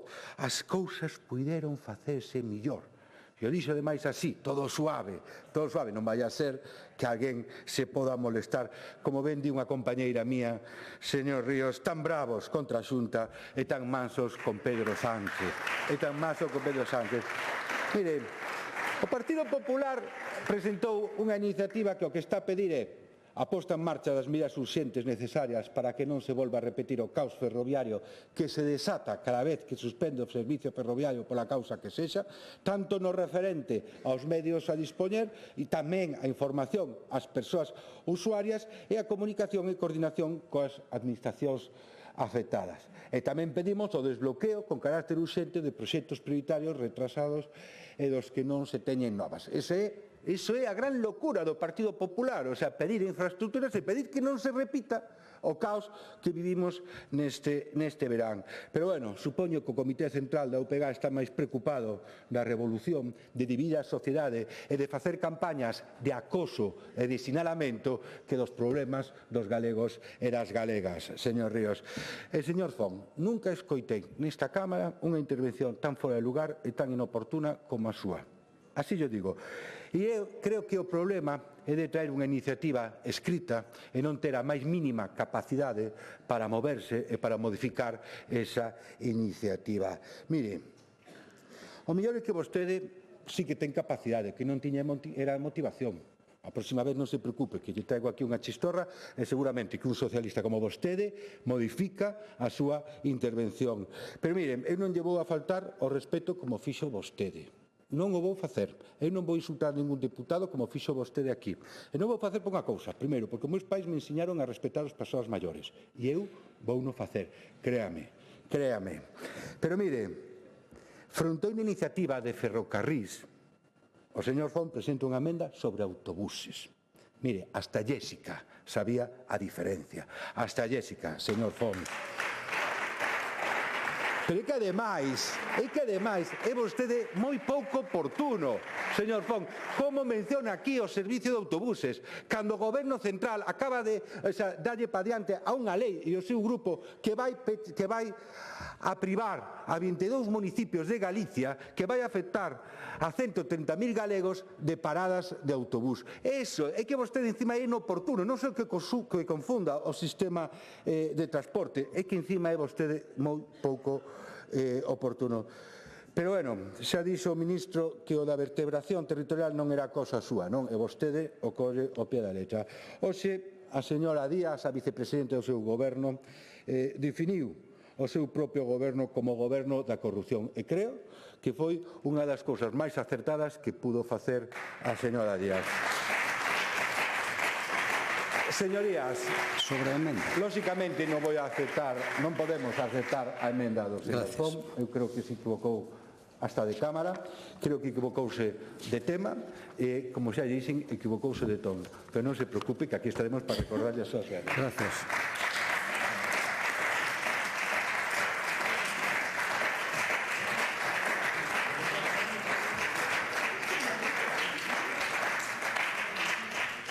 Proposición non de lei do Grupo Parlamentario do Bloque Nacionalista Galego, iniciativa de doña María Cristina Fernández da Vila, sobre as medidas que a Xunta de Galicia debe adoptar co obxectivo de mellorar a situación profesional e laboral do profesorado dos centros públicos de ensino.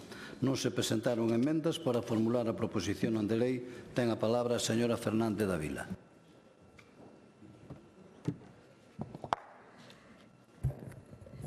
Boa tarde a todos e a todas, grazas, presidente.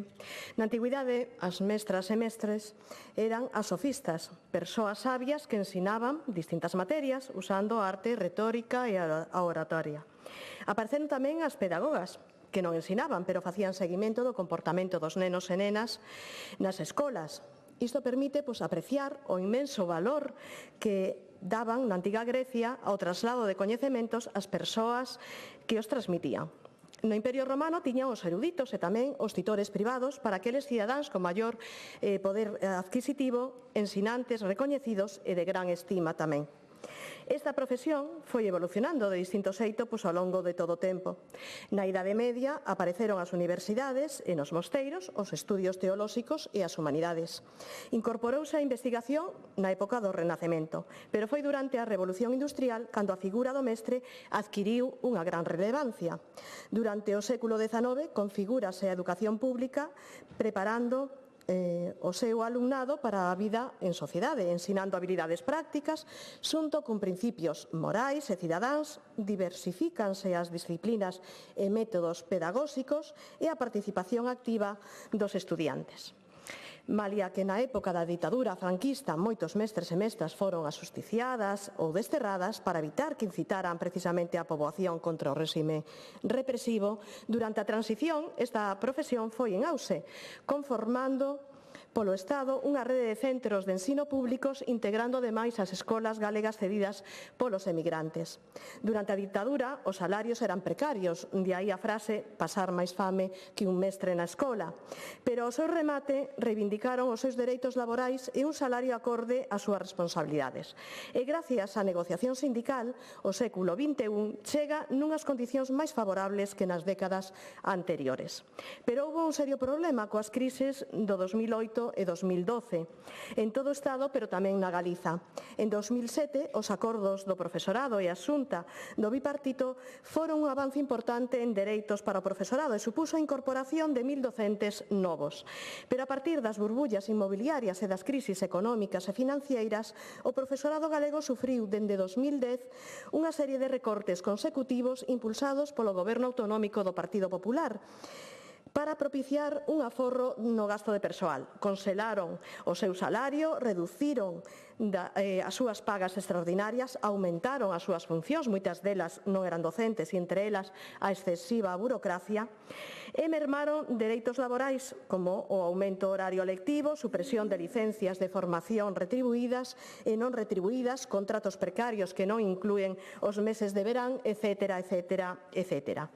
E mentres a calidade educativa comenzaba a resentirse, por outra banda, o profesorado nestas condicións tan duras e precarias debe asumir grandes retos, como son as novas tecnoloxías e a digitalización dos centros onde traballan, o aumento de alumnado con diversidade nas aulas, a necesidade de adaptar a ensinanza a diferentes estilos e ritmos de aprendizaxe ou adaptar métodos de ensinanza a distancia.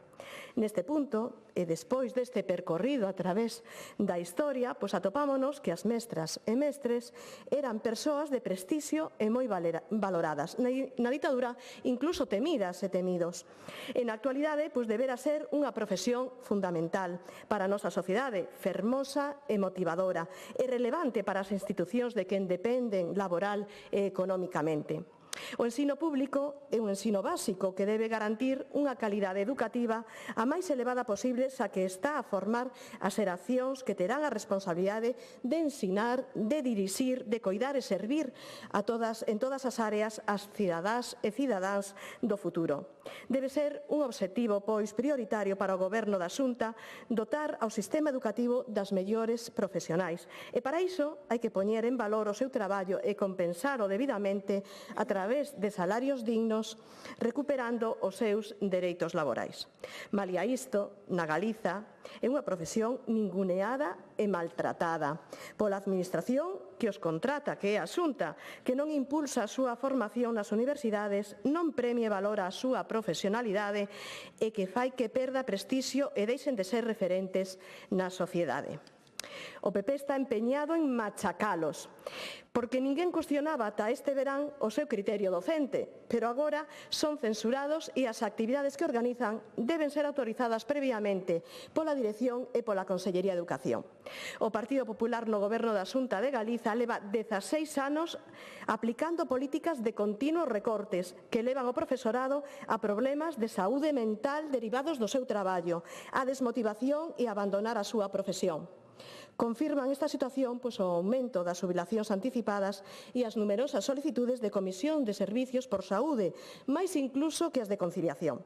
Polo tanto, a vindeira semana, os días 28 e 29 de outubro, o colectivo de docentes fará unha nova folga que visibilizará a situación que están a padecer dentro dos centros educativos e que afecta, ademais, negativamente na formación e atención ao alumnado, porque non hai máis doloroso para unha docente que ver que o seu alumnado non dispón dos recursos que necesitan, de máis titores, especialistas específicos, orientadoras, coidadoras, etc.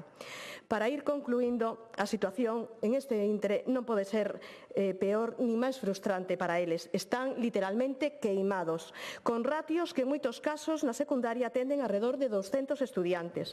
Unha diversidade cada vez maior con múltiples diagnósticos, protocolos, migrantes recén chegados, etc. Unha burocracia abafante. O peor horario lectivo en secundaria, en FP, en ensinanzas de réximen especiais en todo o Estado.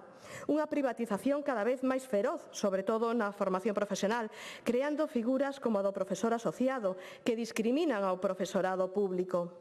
Unha consellería centrada exclusivamente na súa imaxe e a súa propaganda, e agora controlando o labor pedagóxico nos centros e censurando a todo o que teña que ver coa educación en valores democráticos, pacifistas, ecoloxistas e feministas, nos que o Goberno do Partido Popular na Xunta, por suposto, non cree, permitindo que cargos retrógradas como o subdirector xeral de Inspección permaneza aínda no seu posto.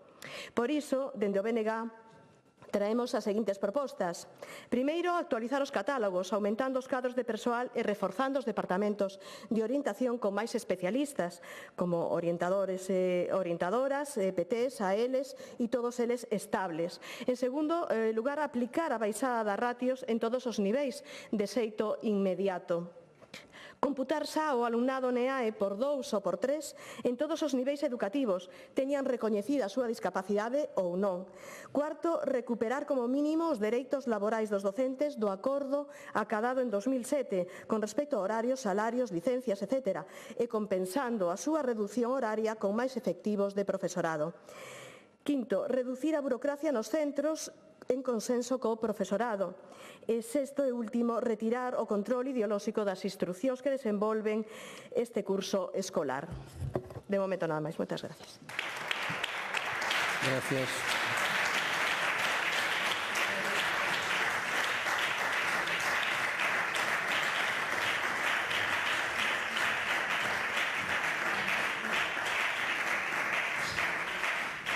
Grupo Parlamentario Mixto, señor Ojea, gracias. Grupo Parlamentario Socialista, señor Bouza.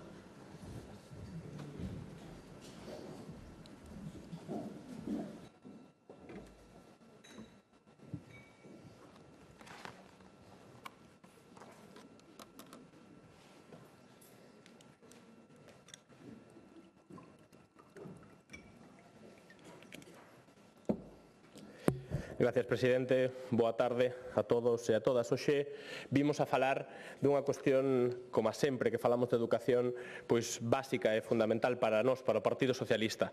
E hoxe vimos a falar das condicións do profesorado en Galicia.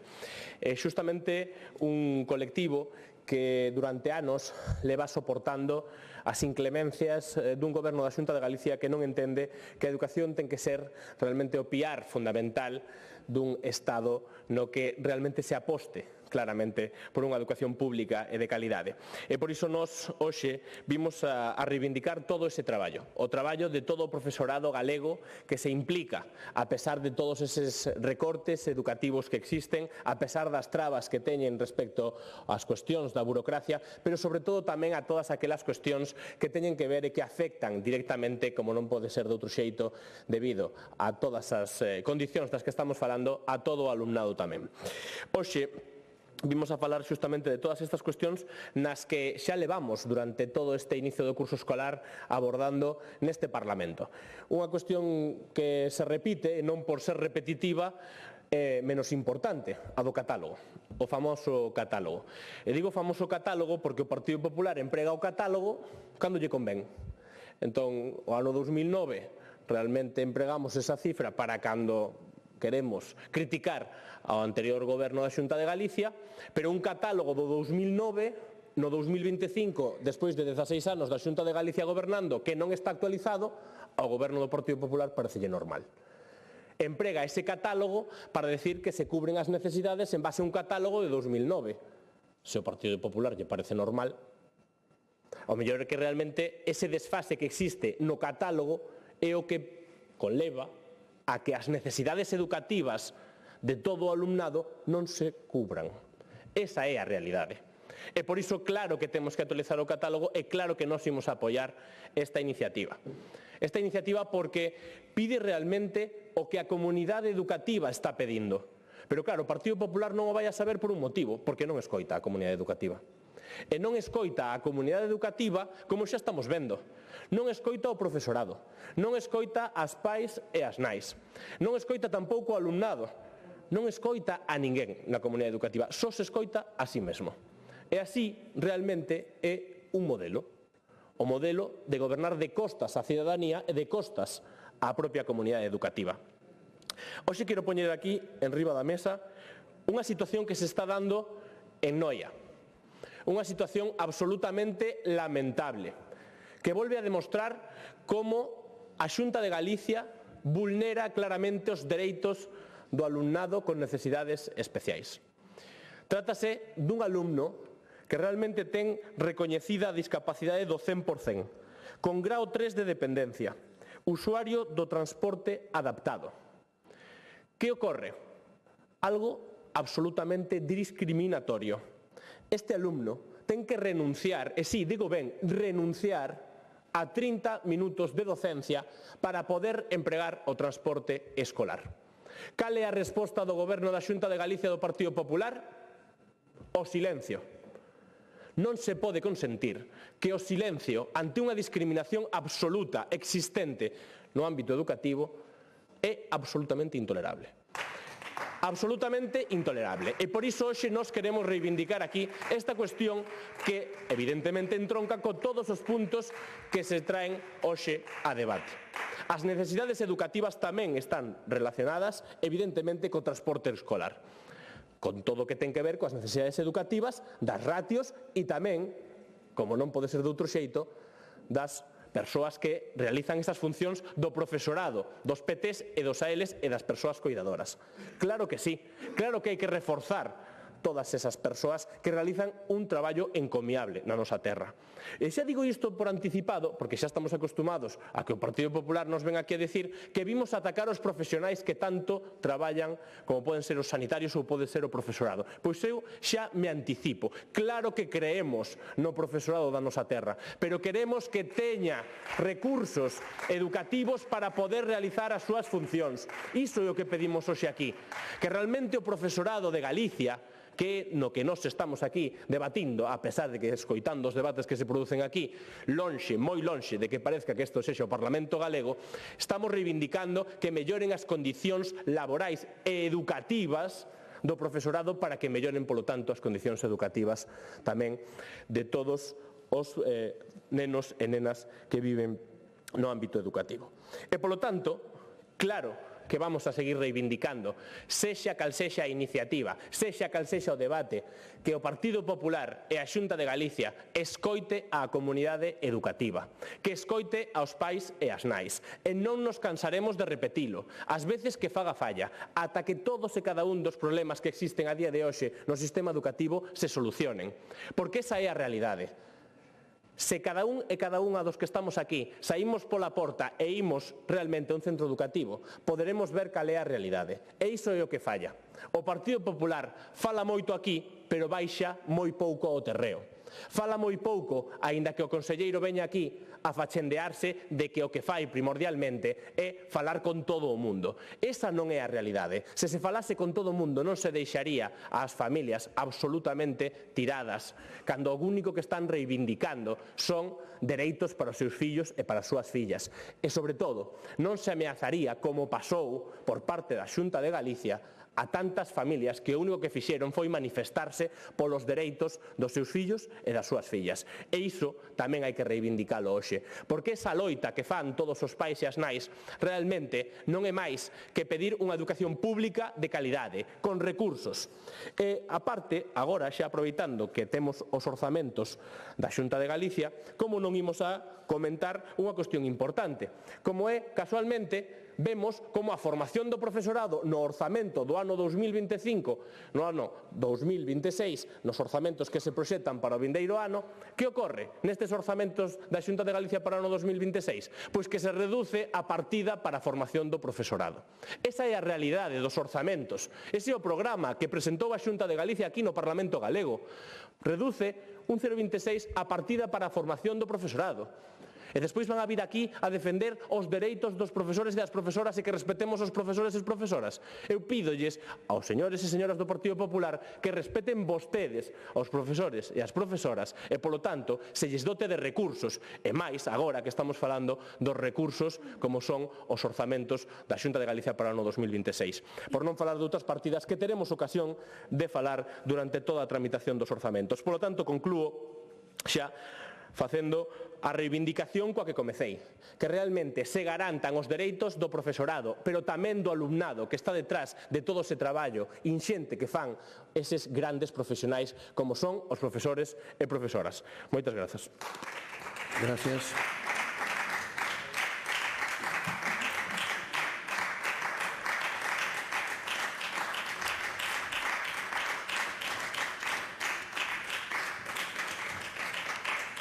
Grupo Parlamentario Popular, señora Vázquez Suárez.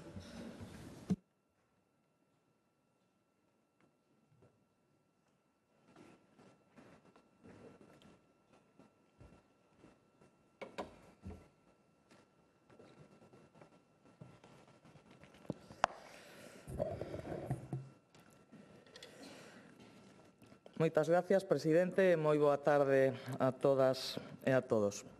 Pois ben, señorías, unha vez máis asistimos a un novo exercicio do Bloque Nacionalista Galego de utilización desta Cámara para facer de altofalante da CIGA e para tentar proxectar unha imaxe totalmente falsa do sistema educativo galego.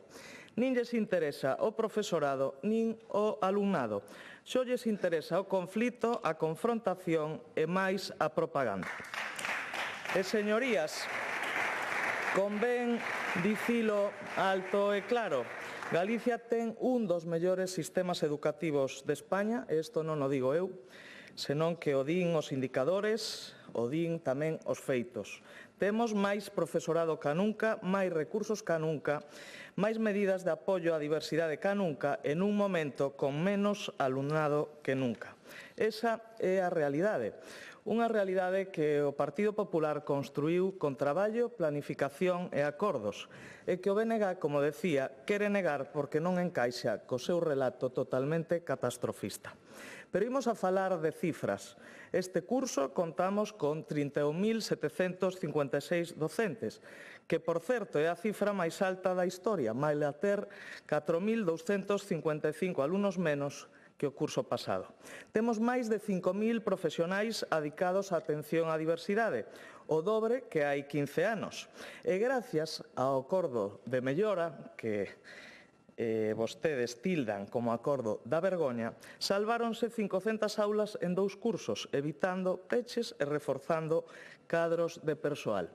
Esa é a Galicia real, a Galicia que funciona, non a Galicia ficticia que inventan vostedes. Pero non deixa de sorprender a súa incoherencia. Incoherencia porque son moi obedientes cando Pedro Sánchez toma decisións en contar coa Xunta de Galicia, cando o Goberno Central modifica leis educativas sen falar coas comunidades autónomas, cando o Goberno Central fai reunións coas comunidades autónomas a través do correo electrónico, cando se impoñen medidas sen memoria económica. Que ocorre nese momento? Silencio. Ningunha palabra, ningunha defensa de Galicia.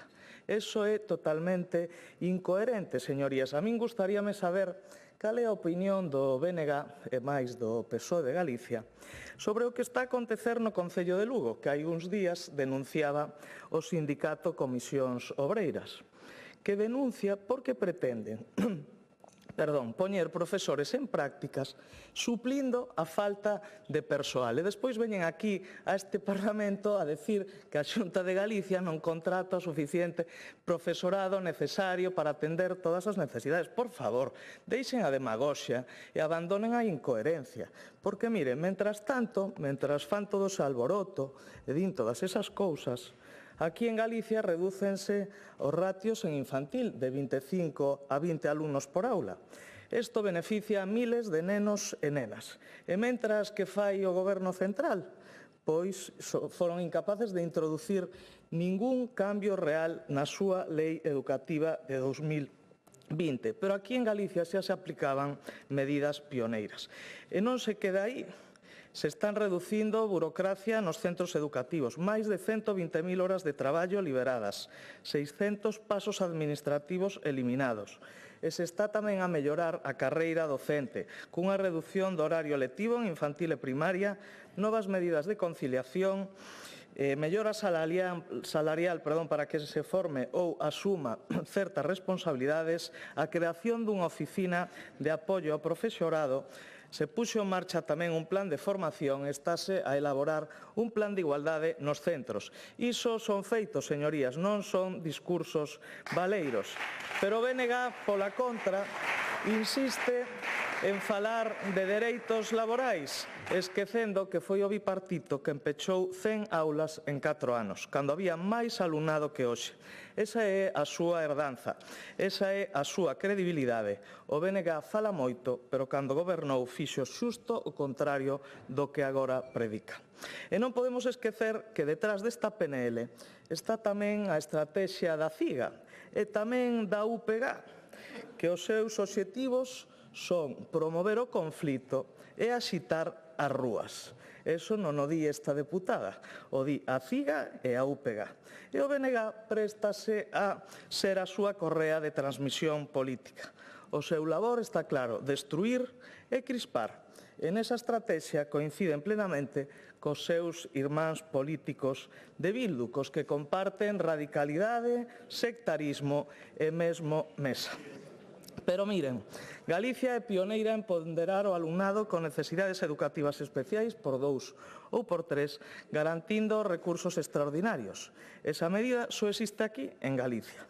Este curso dáse un paso máis no proceso de asignación de recursos extraordinarios aos centros, mediante unha comisión técnica para ofrecer precisamente transparencia, garantías e certezas no proceso. Esta comisión da que falaba encargada de designar os reforzos baixo parámetros comuns e obxectivos. Por certo, non se atopa hoxe aquí agora mesmo a señora Queixas, pero na última comisión cuarta tratou de tacharme de insensible por definir ao profesorado especialista como un recurso extraordinario. E mire, sorprendeume moitísimo. Vostede que é docente debería de coñecer que eso non o defino eu, senón o decreto de atención á diversidade. É o que di que son recursos extraordinarios, medidas extraordinarias. Pero, en fin, enredar, embarrar e terxiversar. Neso son especialistas. E non...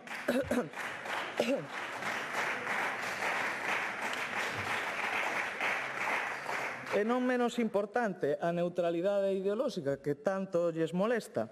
Sorprende que se escandalicen porque a Xunta lembra algo tan básico como que as actividades complementarias nos centros deben respetar a pluralidade e a liberdade.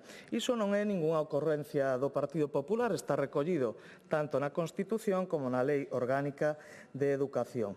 O problema é que a esquerda necesita sempre adoctrinar, necesita impoñer un pensamento único, mentras nos defendemos todo o contrario, unha escola libre, plural, neutra ideolóxicamente que forme cidadáns críticos non militantes. E por iso, señorías, non podemos apoiar unha proposición que nace do cinismo e da manipulación, que busca só a confrontación e que parte dunha visión distorsionada da realidade. Galicia merece respeto, merece verdade e merece unha política educativa seria. Nós seguiremos dialogando cos sindicatos, aínda que vostedes o acuñen como acordo da vergoña. A min, sinceramente, o que me daría vergoña é ir a recibir instruccións de Bildu. Porque, miren, cal é a realidade?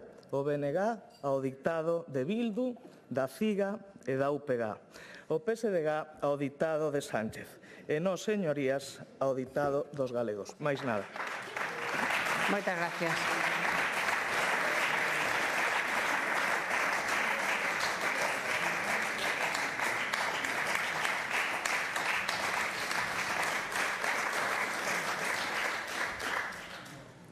Para pechar, ten novamente a palabra a autora da proposición non de lei, a señora Cristina Fernández.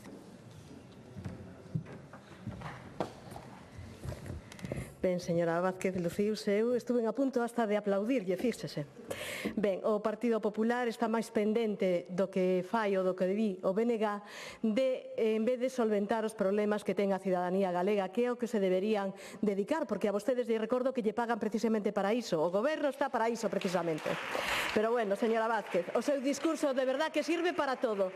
Da igual para falar de transporte como de todos os que fixeron, os deputados do Partido Popular fixeron ese mismo discurso durante todo o día. É vergoñento. Se alguén se ten que pôr colorado, de verdad, que son vostedes. Utilizan arbitrariamente este Parlamento para que vostedes non se lle dá gana.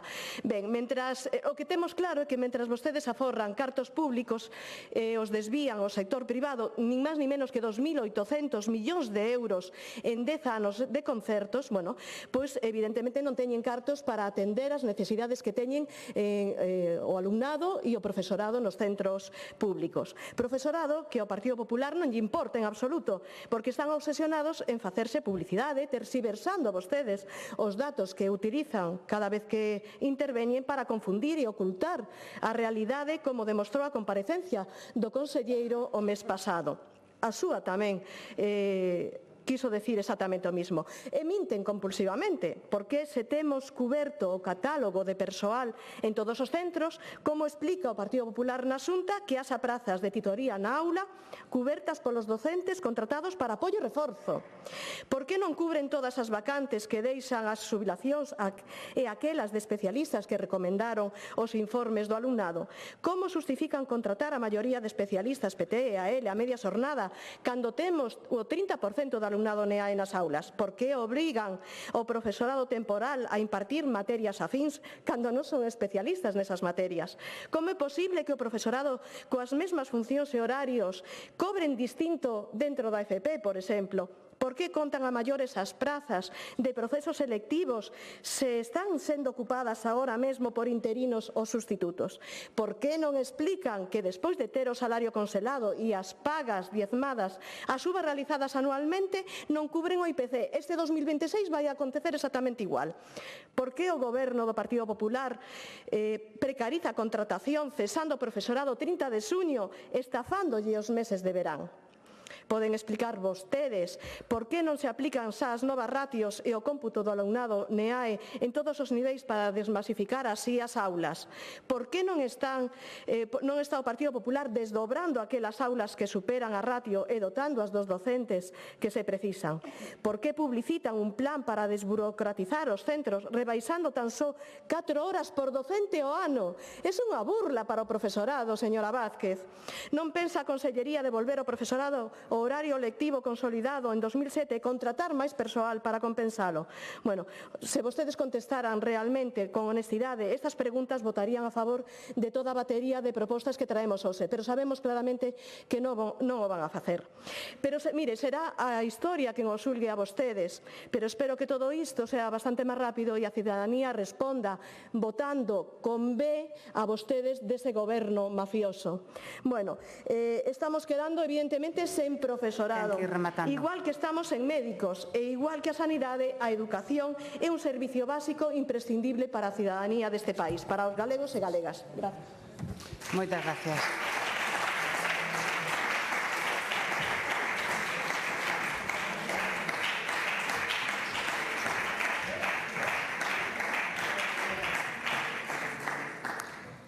Continuamos coa proposición non de lei do Grupo Parlamentario Socialista por iniciativa de don Aitor Bouza Manso e don Carlos López Font sobre a demanda ao Goberno galego da creación dun banco público de alugueiro en Galicia.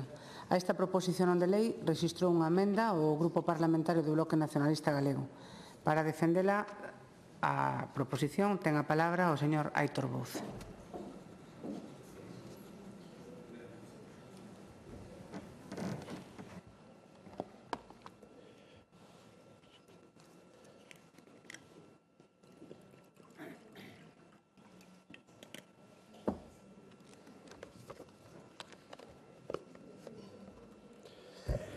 Boa tarde de novo. Hoxe, dentro do Partido Socialista, traemos a debate unha proposición non de lei sobre un tema importantísimo para a cidadanía. Un tema básico para poder recoñecer un dereito fundamental, como é o dereito á vivenda. Un debate que realmente moitas persoas na rúa están agardando. Unhas medidas que realmente tantos mozos e mozas en Galicia están agardando, tantas familias que precisan dunha solución a todos os seus problemas en materia de vivenda. E por iso hoxe o primeiro que temos que facer é un análise de por que chegamos ata aquí e de por que o Partido Socialista propón o Banco Público do Aluguer. Chegamos ata aquí vendo no ano 2009, a ver se o Partido Popular mantén o seu discurso que tanto lle gusta de falar no ano 2009. No ano 2009, Feijóo promete sacar a la venta las viviendas vacías. El líder del PP quiere pactar la venta de las 60.000 viviendas vacías de Galicia. En Galicia registra el 6% de las viviendas desocupadas. Eso era o que decía o señor Núñez Feijóo. Entendo que, a día de hoxe, o Partido Popular de Galicia sigue defendendo o mesmo. Porque xa que lles gusta tanto este xogo de palabras que fan vostedes de tan mansiños nun lado e tan complacientes co outro, tan mansiños con Feijóo, pero tan combativos co goberno de Pedro Sánchez, que é o que intenta aportar os millóns para a vivenda. Feijóo manda e a Xunta de Galicia acata. Iso é o que vemos, pero realmente isto pasaba no 2009. O señor Feijóo creo que gobernou algún ano aquí. Que ocorreu cando gobernou o señor Feijóo? Pois la Xunta del PP construyó en 5 años 617 viviendas públicas, un 1.425% menos que en 2 anos do bipartito. Entre 2015 e 2019, Xunta de Galicia do Partido Popular, 20 vivendas. 2 anos de bipartito entre 2006 e 2007, 7.241 vivendas. Eses son os modelos distintos. Pero que fixo a Xunta de Feijóo de Rueda en 13 anos? Aínda así, aínda sumando todos eses anos, 7.241 do bipartito, en 2 anos, 13 anos do PP, 6.313. Pois claro que chegamos ao 2025 cun problema de modelo e temos un problema moi grave en Galicia que temos que solucionar. Evidentemente, ese 6% de vivendas baleiras que había no 2009 respecto ao cómputo total do Estado, a día de hoxe en Galicia, as vivendas baleiras está en 506.351 vivendas. En España hai 3.800.000. Se dividimos Galicia entre España e multiplicamos por 100, nos dá o 13%. O señor Feijóo se quejaba no ano 2009 de que todo estaba moi mal e estaba o 6%. Hoxe é máis do doble e a Xunta de Galicia di que todo vai estupendamente en materia de vivenda. O desleixo absoluto da Xunta de Galicia en materia de vivenda é evidente. Todos os fondos que quedaron sen executar é o que demostra que hoxe cheguemos aquí sen vivenda pública. E por iso, todas esas medidas que se tiñan que ter feito durante todos eses anos non se fixeron e hoxe non temos vivenda pública. Ese é o problema de todos os mozos e mozas que a día de hoxe se queren independizar, de todas esas familias que realmente queren comezar unha nova vida e non poden pagar un aluguer. Ese drama social, esa emerxencia absoluta que temos toda a sociedade e que ninguén pode mirar para outro lado, pero menos a administración pública con competencias exclusivas na materia como é a Xunta de Galicia. Non pode mirar para outro lado, e iso é o que hoxe traemos aquí. Pero claro, é que a política do Partido Popular en materia de vivenda xa lle escoitamos aos seus voceiros. Dicía o señor Balseiro, creo que saben quen é, ilustre senador a día de hoxe, pero membro desta Cámara durante moito tempo. La Xunta construyó menos vivienda pública por los ocupas. Esta é a política do Partido Popular. Pero non se queda en Balseiro. El edificio más ecológico es el que no se hace. Javier Arias, delegado territorial da Xunta de Galicia en Lugo. Esa é a política do Partido Popular. Claro que é a máis ecolóxica, porque non a fan, claro que sí, pero a vostedes lle parece que esta é unha política de vivenda da Xunta de Galicia? E que é insultante ter que escoitar isto realmente duns mandatarios que din querer gobernar Galicia e que din querer a Galicia. Realmente un goberno que quere a Galicia e os galegos e galegas non pode permitir que as persoas que máis precisan da política para que as políticas públicas en materia de vivenda funcionen son os que máis atacan xustamente todos eses dereitos. E por iso temos que traer hoxe esta iniciativa, porque a longo prazo hai que traballar para facer vivenda pública, claro que sí, pero a día de hoxe temos que solucionar un problema no presente. A vivenda pública vai a tardar en facerse. Non imos a facer un chasquido de dedos e van a aparecer os pisos. Claro que non. Mentras tanto, temos que empregar os pisos que xa temos, a vivenda baleira que hai. E por iso nos propoñemos a creación do Banco Público de Aluguer. Claro que sí, que para iso, para un motivo de día de hoxe. Ante esta situación dramática que vemos, por que é dramática? É moi fácil de explicar. A Xunta de Galicia só no ano 2024 deixou sen executar no programa de acceso a vivenda o 70% dos fondos, rematado o ano. E veñen aquí a sacar peito e atacar ao Goberno de España. Pero como pode ser? Como pode ser que escoitemos a Xunta de Galicia que rexeita os 380 millóns que se propoñen dende o Goberno de España, a Administración con competencias na materia, deixa sen executar os seus fondos e os que lle venden do Estado e aínda por riba rexeita cando se queren poñer máis? Pero é que tamén sabemos e coñecemos a execución orzamentaria deste ano 2025 no que vai da metade do ano. O 95% dos fondos están sen executar. E aínda os membros do Partido Popular virán aquí a aplaudir a xestión que fai ao Goberno da Xunta de Galicia. Pois claro que non. Nós non imos a permitir realmente que isto siga así. El precio de los alquileres ha subido en un 27% en los últimos 3 años de Galicia. Isto é o que promove que necesitemos medidas inmediatas, medidas a curto plazo, como este Banco Público de Aluguer, que baixo a tutela da Administración Pública realmente o que permitamos é ter maior seguridade, tanto para os propietarios como para os inquilinos. Porque o que vamos a garantir é que se podan pagar as rendas por parte dos arrendadores se solucione calquera problema que haxa nas vivendas e que os prezos non superen o 30% da renta media dispoñible. E, por suposto, que os contratos sexan de longa duración. Esta medida o que permite é corrixir un problema de inmediato. As vivendas baleiras que se podan poñer xa de maneira automática a todas esas persoas que precisan esta medida.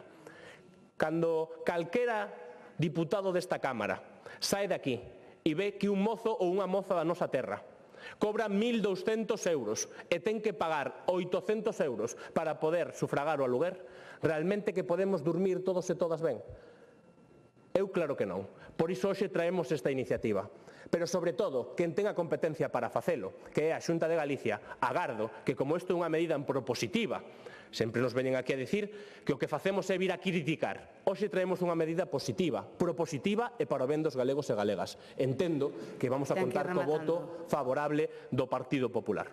Gracias. Moitas gracias.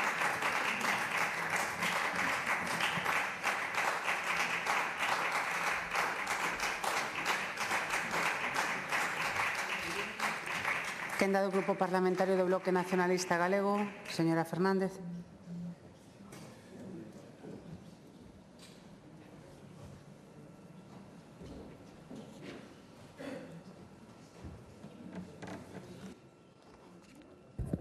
Boa tarde. Ben, as receitas únicas para contextos dispares non soen dar bo resultado. Por iso abordar a problemática da vivenda baleira dende unha explicación homoxénea e unha solución única para o conxunto do Estado é un erro histórico, que ten que ver a evolución do parque inmobiliario de Madrid, por exemplo, coa de Galiza. Nada a ver. Madrid, durante os últimos 20 anos, produciu menos vivenda do que fogares novos se constituíron, 200.000 novas vivendas fronte aos 250.000 novos fogares, mentres que en Galiza sucedeu a inversa, producimos 450.000 novas vivendas no mesmo período, máis do dobre do que en Madrid para menos de 200.000 fogares novos. As tendencias son totalmente opostas, mentres que unha reducía a súa oferta disponible, aquí o ratio de vivendas por habitante disparouse de 0,48 a 0,65 vivendas por habitante nos últimos 20 anos. Pero temos que escoitar, con todo, análises únicas, radiadas dende os grandes grupos de comunicación e políticos que nos ofrecen un guión escrito baixo prisma madrileño e que supostamente serían homologables para a nosa realidade.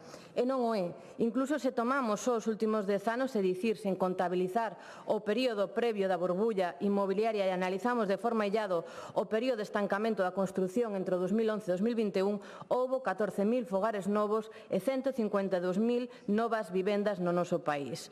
E se facemos incluso un pouco máis de zoom e nos achegamos ás zonas máis densamente poboadas, as áreas urbanas, vemos como o incremento de vivendas segue estando por riba da evolución da demanda. E que sucede cando se construe por riba das necesidades? Pois que ven acompañado un aumento importante da vivenda baleira. Nos últimos 10 anos pasamos de 300.000 a medio millón, das cales 90.000 están nos 7 concellos máis poboados. Somos a comunidade autónoma con máis vivenda baleira a moita distancia do resto como consecuencia desa tendencia de desequilibrio sostida no tempo entre produción de vivenda e o seu uso. Por iso en Galiza é onde se evidencia con maior contundencia a febleza e a inconsistencia das teses da dereita dos grandes poderes económicos que machacan un mantra de que máis vivenda implica baixada de precios.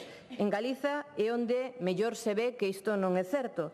Aquí máis vivenda non se transformou en vivenda máis barata nin en máis oferta disponible no mercado. Galiza é a constatación de que os factores que afectan ao precio da vivenda non se limitan á oferta, senón que son múltiples, teñen que ver cun cambio de modelo inmobiliario cara a extracción de plusvalías no aluguer, unha maior dificultade de aforro en endevedamento, especialmente das xeracións máis novas que lles bloquea o acceso á compra, un mercado inmobiliario convertido cada vez máis nun refuxo dos aforros por múltiples variables, a inflación, a baixa rendibilidade do sistema financiero ou a perda de investimento na economía productiva, que redunda en que a vivenda teña cada vez máis un rol especulativo. Tamén afecta ao trasvase de parte do mercado residencial cara ao turístico e a todo isto hai que sumarlle un déficit acumulado na produción de vivenda a precios asequibles, de vivenda pública, de vivenda protegida, consecuencia dos recortes do Partido Popular nesta materia. E cando non hai intervención pública que oriente o parque, o que vemos é que o mercado libre o que produce cada vez máis vivenda de alto standing e menos oferta asequible. A abordaxe en materia de vivenda baleira ten que considerar todas estas causas e procurar solucións amplias con medidas complementarias. Por iso, dende o Bloque, propomos unha abordaxe integral, en primeiro lugar, apostando pola intervención pública e a intervención a través da adquisición pública de vivenda para que se incorpore ao parque público escaso que temos, o que nos permitiría reducir o crecente volumen de vivenda baleira ao tempo que se incrementa a oferta dispoñible para rendas baixas. Unha solución para agora, ademais, e non como plantea a Xunta de Galiza con pías que tardarán décadas en desenvolverse. Logo de insistirmos unha e outra vez en que é necesaria esa adquisición pública de vivenda, o Goberno galego anuncia agora unha única medida nese sentido, que é a peor que podían tomar: comprar baixos comerciais para ofrecelas como vivenda pública. Coa de vivendas baleiras que temos, cando Vigo e Coruña teñen cerca das 20.000 unidades, sendo as cidades do Estado con máis vivenda baleira, por que a Xunta de Galiza quere comprar baixos comerciais? Iso é ir en contra dun modelo urbano sostible de usos mixtos e iso é precarizar a vivenda pública. E esta é a xenda do Partido Popular, que primeiro dixeron que a alternativa era meter os menores de 36 anos en residencias para precarios en 30 metros cuadrados e agora queren que a vivenda pública para as persoas que menos teñen sexan a pé de rúa con condicións de habitabilidade degradadas en termos de ventilación, de iluminación e de privacidade. Primeiro recortaron esas normas de habitabilidade para poder convertir en residencias baixos que non cumprían as condicións mínimas de habitabilidade e agora promoven ocupalos, arrendalos como vivendas turísticas e como vivendas públicas para xente que ten menos recursos. Esa é a solución para que non dá lugar a un baixo comercial, sen importarlles o impacto que ten no modelo urbano e na calidade e a dignidade das vivendas. Señores do Partido Popular, levanten a ollada, paseen polas cidades. Hai milleiros de vivendas coas persianas baixadas agardando ser unha vivenda pública e digna para unha familia que o necesita. Por iso a nosa emenda a esta iniciativa incorporamos distintos instrumentos para favorecer que unha parte do que está construído e baleiro se transforme en vivenda pública e protexida, por exemplo, exercendo ese dereito de tanteo e retracto sobre vivenda protexida que se vende ou ampliando o dereito de adquisición preferente en favor da administración pública naqueles ámbitos onde hai un problema de acceso a vivenda. Porque a resposta ten que ser non só con programas de mediación en materia de vivenda baleira, sino coa intervención directa das administracións que permitan reordenar o parque construído.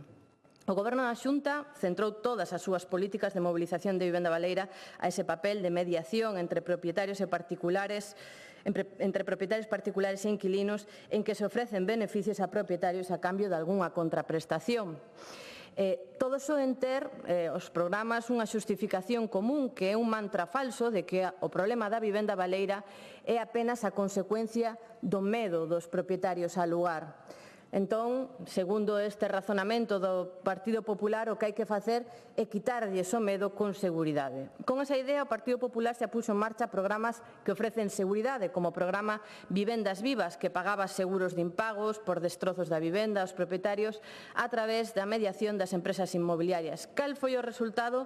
36 vivendas movilizadas en 3 anos, o cal demostra que non é un problema de inseguridade, senón que hai outras causas que están detrás de que haxa milleiros de propietarios que non teñan a necesidade de alugar a súa vivenda e que teñen que ver co crecente carácter especulativo da mesma. Logo, o Goberno do Partido Popular tratou de quitarlles o medo aos propietarios ofrecéndolle beneficios. Con ese programa de Fogar Vivo ofrecen 16.000 euros para reformas e aprobaron tamén 9.000 euros de desgravación fiscal polas reformas e 500 euros polos alugueres. O que ofrece o Goberno galego son sempre medidas que se limitan a ofrecer beneficios extra aos propietarios. E a proposta do Partido Socialista encádrase no marco deste tipo de iniciativas de mediación, neste caso directa da Xunta, que reciba a cesión do inmoble e garante o pago das rendas. O que non aclara a iniciativa do Partido Socialista son as condicións que se ofrecerían nese banco público de aluguer ás distintas partes. E isto é fundamental porque temos experiencias xa comprobadas en que as administracións acaban soportando e favorecendo os incrementos de precio e vemos con preocupación que o novo plan estatal contemple a transferencia de ata 66.000 euros aos propietarios por cada vivenda que se ceda entre rendas, seguros e reformas. Un plan custosísimo para as arcas públicas cun beneficio público limitado. limitado. En conclusión, a idea de crear un banco público de aluguer en sí non é mala como instrumento que sirva para dinamizar a oferta accesible, pero a pregunta é en que condicións e a que custe, e iso debería vir aquí o portavoz do Grupo Socialista e aclaralo. E sobre todo é xunto que outras políticas, ademais destas de mediación, porque o obxectivo debería ser desincentivar a especulación e non financiala. E cando só se ofrecen medidas que ofrecen máis beneficios para que os propietarios escollan entre cobrar moito no mercado libre ou cobrar unha chea de beneficios extra pagado con recursos públicos, o que se fai é alimentar o problema. Por iso é preciso establecer medidas que desincentiven tamén o uso especulativo da vivenda que levou a que estean desocupadas. É imprescindible, acabo xa, combinar políticas a intervención pública para a adquisición de parque público de vivenda. Segundo, gravar a vivenda baleira en zonas onde existe un problema de acceso para disuadir o propietario de manter o parque desocupado. E, por último, establecer programas de mediación como este banco de aluguer como alternativa cunhas condicións económicas moito máis axustadas en cuanto á rendibilidade e o custe do programa. Nada máis. Moitas gracias.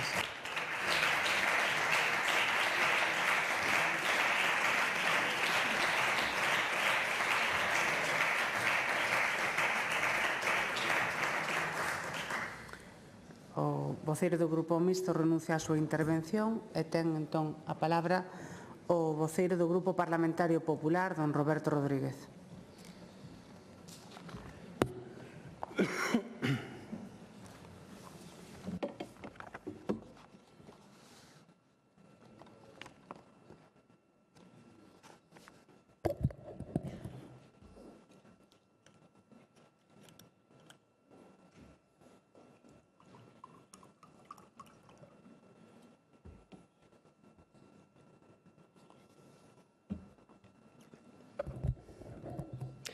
Grazas, presidenta. Boa tarde a todos.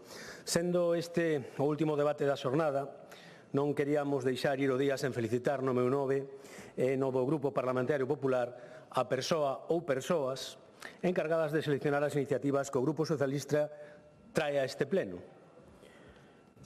O acceso á vivenda e as axudas pola vaga de lumes. Felicitar e agradecer por darnos en asuntos de tal seriedade a oportunidade de confrontar dúas formas tan antagónicas de facer política. Por un lado, a das mentiras, os anuncios baleiros, as promesas incumpridas e as medidas populistas do Goberno central e de quen os apoia. Do outro, a política do compromiso, da palabra dada, dos orzamentos e dos feitos de Alfonso Rueda na Xunta de Galicia. Señorías de Partido Socialista e Bloque Nacionalista, chegan vostedes tarde e mal para abordar posibles solucións a maior das preocupacións que ten a cidadanía, tal e como acreditan todas as enquisas. Hoxe mesmo, Oxfam Intermón dinos que nada menos que case a metade da poboación, o 45%, afirma que a crise da vivenda lles afecta de xeito directo na súa vida. Que ese impacto é máis pronunciado ata acadar o 73% entre quen non ten unha vivenda en propiedade, é que destes só un 14,4% se mostra optimista sobre a posibilidade de adquirir unha vivenda no futuro, mentres case o 60% o considera pouco ou nada probable. Chegan tarde porque veñen hoxe vostedes a instar a crear un banco público de alugueiro de Galicia a Xunta. Ben, señorías, teño unha importante exclusiva que deberían coñecer, pois rexistraron esta iniciativa con posterioridade. Por resolución do 3 de xullo de 2025, publicada no DOGA número 131 do 10 de xullo, a Xunta puso en marcha o programa Fogar Vivo, que precisamente ten por obxectivo axudar aos propietarios de vivendas baleiras a poñelas no mercado do alugueiro. O programa ten vantaxes tanto para os futuros inquilinos, o acceso a un prezo regulado, como para os propietarios, o acceso a diversas axudas. Non é o caso detallar hoxe aquí esas axudas e os seus requisitos e importes específicos, pero sí destacar que con límite de 16.000 euros por vivenda, abranguen axudas para facer fronte a custo da contratación dos seguros de falta de pagamento de rendas e seguros multirriscos do fogar, axudas para a adecuación e reparación das vivendas e unha axuda específica para o caso de que a vivenda se alugue a menores de 36 anos ou con fillos menores de idade ou con persoas dependentes ao seu cargo. Polo tanto, a Xunta ten en marcha un programa de movilización de vivendas baleiras propio, unha iniciativa incentivadora non intervencionista para axudar aos propietarios a poñer a súa vivenda no mercado de alugueiro. Un programa que está a ser emulado xa por outras comunidades autónomas e mesmo polo Goberno do Estado no deseño dese novo plan estatal de vivenda. Polo tanto, esta iniciativa non aporta nada a maiores sobre este programa, con independencia de que dende o Goberno do Estado, no ámbito das súas competencias, que si a ten, señor Bouzas, teñen ata un ministerio, así que imagínese se teñen competencias, pois digo con independencia de que dende o Goberno do Estado se poderán adoptar outras iniciativas que aportaran seguridade xurídica ás persoas propietarias e inquilinas para poñer en alugueiro un maior número de vivendas.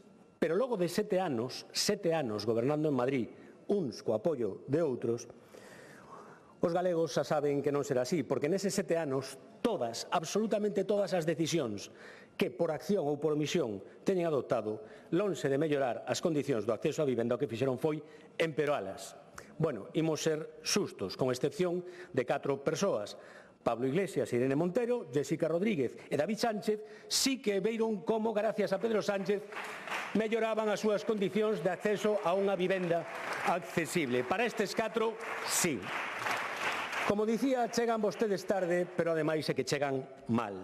Vostedes ou son incapaces ou o que é peor, non lles interesa identificar onde está a raíz do problema. Por que non hai pisos en alugueiro a prezos accesibles? Miren, un dos 10 mandamentos da Biblia populista é o de impoñer as verdades emocionais sobre os feitos verificables. Os feitos verificables os aporta o Observatorio do Alugueiro. Señorías, en España, máis do 93% dos arrendadores de vivendas tan só teñen un inmoble en alugueiro. Só o 1,3 teñen máis de 3 propiedades. A maioría deses propietarios son pensionistas de máis de 65 anos. A idade media é de 59. Máis do 75 deles residen en zonas urbanas de clase media. Só un 0,5% en barrios de luxo. E vostedes que fan? Pois vostedes, como vos populistas, identifican o culpable que ideolóxicamente máis lles interesa e impoñen a verdade emocional sobre o feito verificable. A culpa é dos grandes tenedores, a culpa é dos bancos, a culpa é dos ricos. E lexislan contra eles, pero realmente esa legislación cae sobre os ombreiros destes propietarios, maioritariamente pensionistas de clase media, cunha única vivenda en alugueiro. E así nos vai en España no mercado de alugueiro gracias ás súas políticas, señorías. Eses propietarios, o verdadeiro, non o especulador soñado por vostedes, teñen principalmente dúas preocupacións á hora de poñer en alugueiro os seus inmobles: os impagos e os danos ás vivendas. E que fan vostedes? Pois alimentar eses temores cunha legislación estatal que, en lugar de darlles seguridade xurídica, os desprotexe. E por iso, en apenas 2 anos, a súa lei de vivenda ten expulsado nada menos que 120.000 vivendas do mercado de alugueiro. E por iso, aínda que cada vez hai máis demanda e os prezos están en máximos históricos, os propietarios non se animan a alugar novas vivendas. E mentres, a lei antiocupas do Partido Popular leva 20 meses dormindo nun caixón do Congreso. Non hai medidas fiscais e administrativas para estimular a oferta. A intervención dos prezos a través das zonas de mercado tensionado desmotiva aínda máis ao propietario.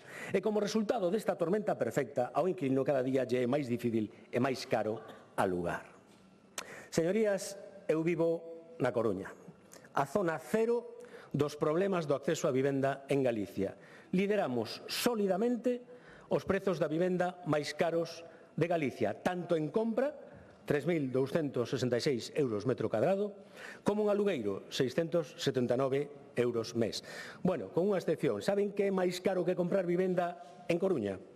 Comprarlo a Sareb. A esa Sareb que ia a ceder gratuitamente 50.000 inmobles, a esa é todavía máis caro comprar que na Coruña.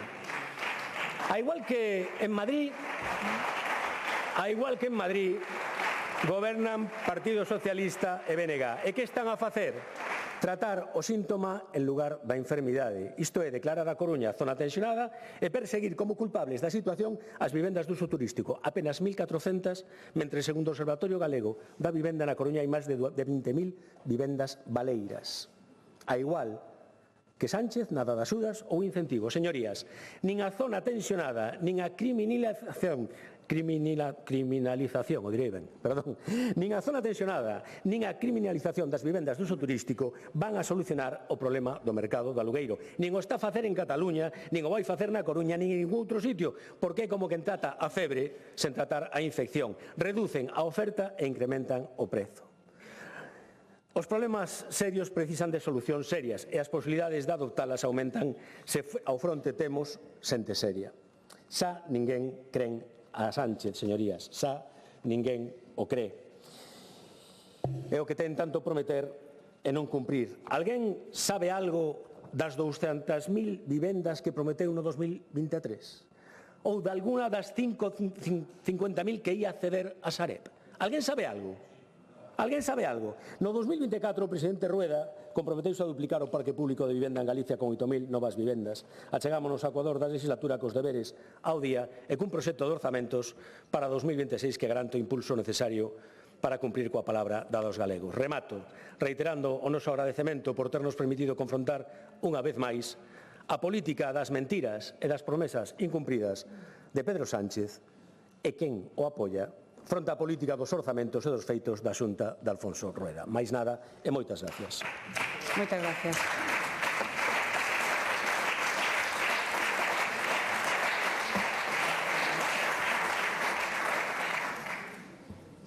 Peche para o autor da proposición non de lei.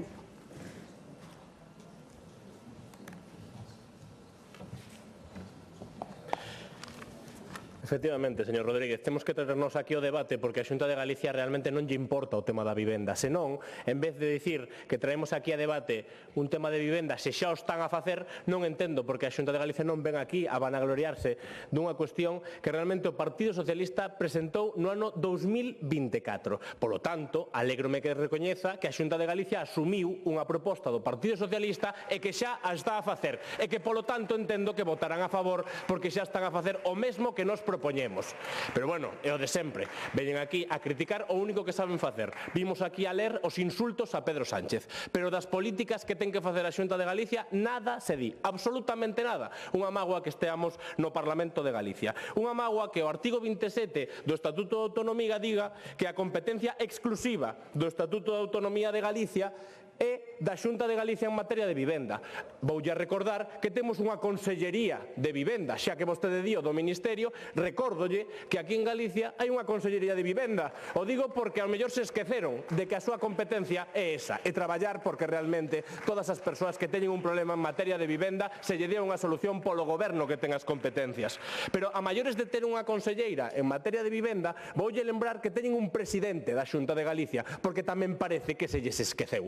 Porque o único presidente que vostedes recoñecen, e alégrome de que o fagan, é o presidente Sánchez, que sí, está traballando en materia de vivenda máis que todo o que fixo o señor Rueda en todos estes anos, que o único que fixo é normal que se rían, señor Trenor, é normal que se ría, pero vou a dicir o mesmo que lle dixo vostede ao meu compañeiro López Font, vou, por motivos de idade, non contestarlle, pero xustamente por iso, claro que vou a reivindicar o goberno de Pedro Sánchez, que é o que realmente está aportando os fondos que vostedes non executan. Iso é o que debería darlles vergonza. Que realmente a mocidade galega non ten os bonos alugueiro, non ten realmente vivenda digna en Galicia porque vostedes non a fixeron. Esa é a realidade. Despois de 16 anos de goberno, non hai vivenda pública en Galicia por culpa do goberno do Partido Popular. Moita risa, pero a risa non a teñen os mozos e mozas que non teñen como pagar o alugueiro. Esa é a realidade, e realmente o que teníamos que estar aquí é preocupados e preocupadas en vez de ríndonos dunha proposta en materia de vivenda. Como vamos a sair daqui e dicirlle a toda esa mocidade, a todas esas familias que necesitan unha vivenda digna, que vostedes o que están facendo é rirse de todos e todas elas que realmente necesitan vivir en dignidade? Iso é indecente. quen realmente se rí dunha proposta en materia de vivenda ou da situación que existe en Galicia en materia de vivenda, non podemos calificarlo de outra forma que non sexa indecente cando é un goberno que ten as competencias para facelo.